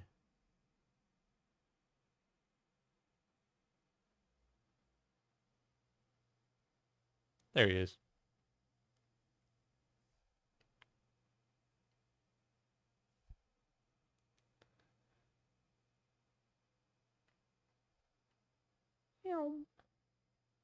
Okay, so I can chase this plane around and I can do all that, and the updating player positions is printing out like fit to burst.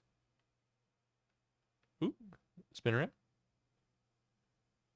I shoot him down, and he's dead. Yeah, and it says he died. Ding dong. And I can hopefully respawn him. Okay, he's back. There he is over there. Oh wait, now he's behind me.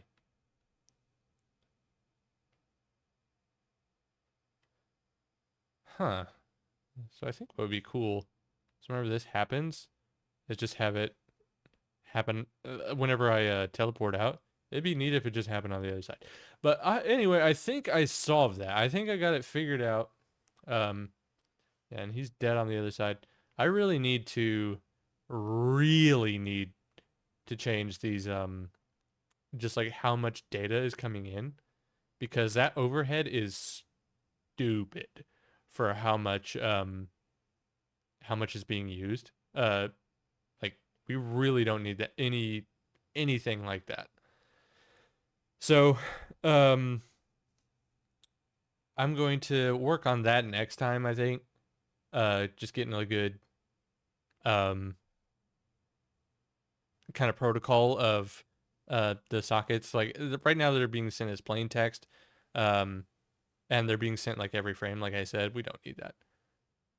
But in the meantime, that'll be next. But right now I'm just gonna want to change the teleport thing. So test arena playing global position is equal to spawn marker. So what I think I would like to do is, how would I go about doing that? So I can get the playing global position.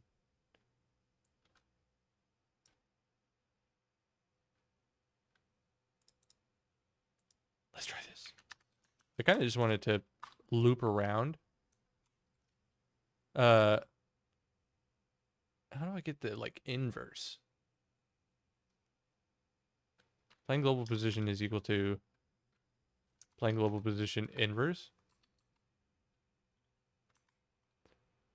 Right? Here, let me check out the vector3 function inverse.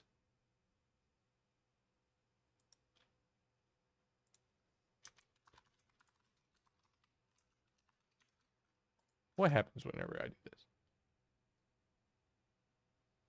Simply. Okay. That's not what is supposed to happen. Uh, times equals 1, I guess.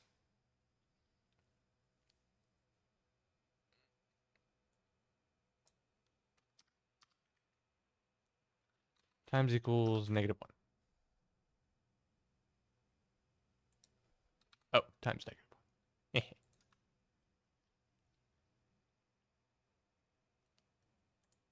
Dive. That's weird.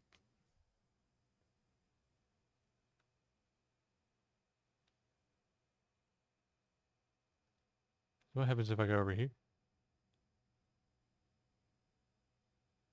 Whoa. Oh, it can really like flip you out in places that you don't want to go. Meow. Wow. Thank you. Meow.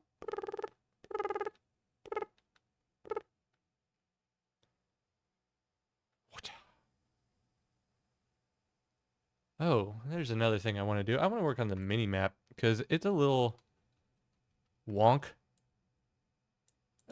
It kind of like I can never really see where I'm going. So let's take a look here at the minimap. 2D minimap. Is the minimap actually on its own scene? I don't think so. No, it's not. Okay, so we need a sprite. Minimap.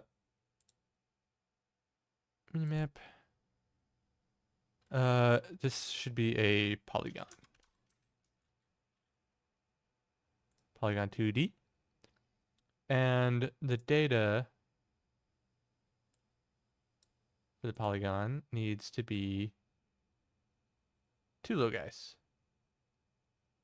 This will be actually under player sprite.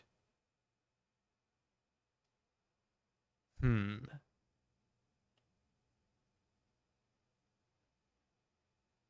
Add element, add element, add element, add element. Actually, I don't even think we need that many elements. I think we can have 3. Wait, move. Uh-huh. Uh-huh. 0, 0, 0. Okay, 1. Add 1. 1 in 10? No, not 1 in 10. 10. Negative 10. Negative 10, negative 10. Heck yes. And then 10, negative 10. Awesome. Negative 20. Negative 20. 20. Negative 20. Hey, that's right. And I want to have this a little bit lower. Visibility. Ordering? Ordering go down? Yes. Down behind that. Um,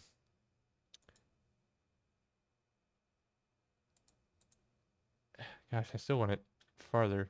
Negative 50? No, not that negative. 15, negative 30. Yeah. 50, negative 30. Awesome. So now we have a little view uh FOV guy. So let me change that. This is a little bit darker. Now, what I need to do on the mini map is rotate the set. Where's the player position? Play blah blah blah blah blah. Player sprite is equal to map position, map scale, set player position. Where is this being called from? Excuse you. Fine.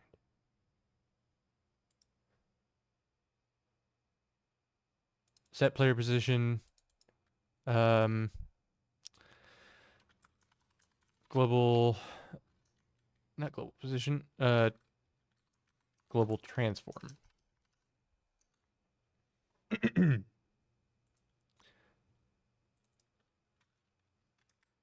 P transform.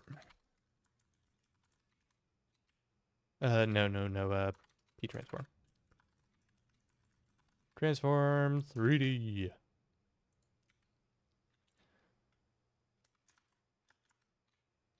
POS is going to be equal to P transform origin. And I can change that here. Yeah. Yeah. First, let me make sure this is working. Haha. Haha. Haha. All right. And player sprite rotation.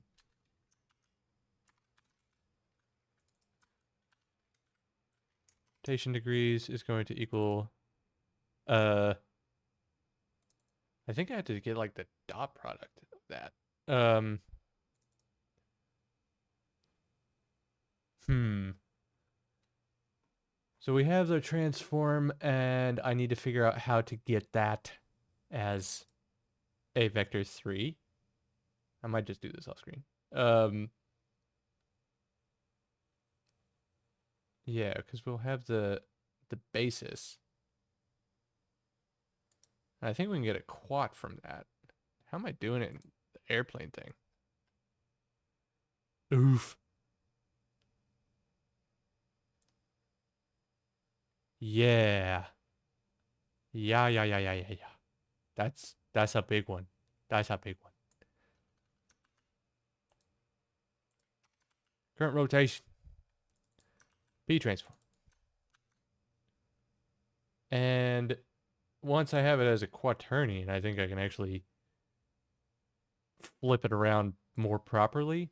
Uh, uh oof. I'm not sure. Angle 2. Quaternion. Why you do this? I think why. forget about it. So now, wait a minute.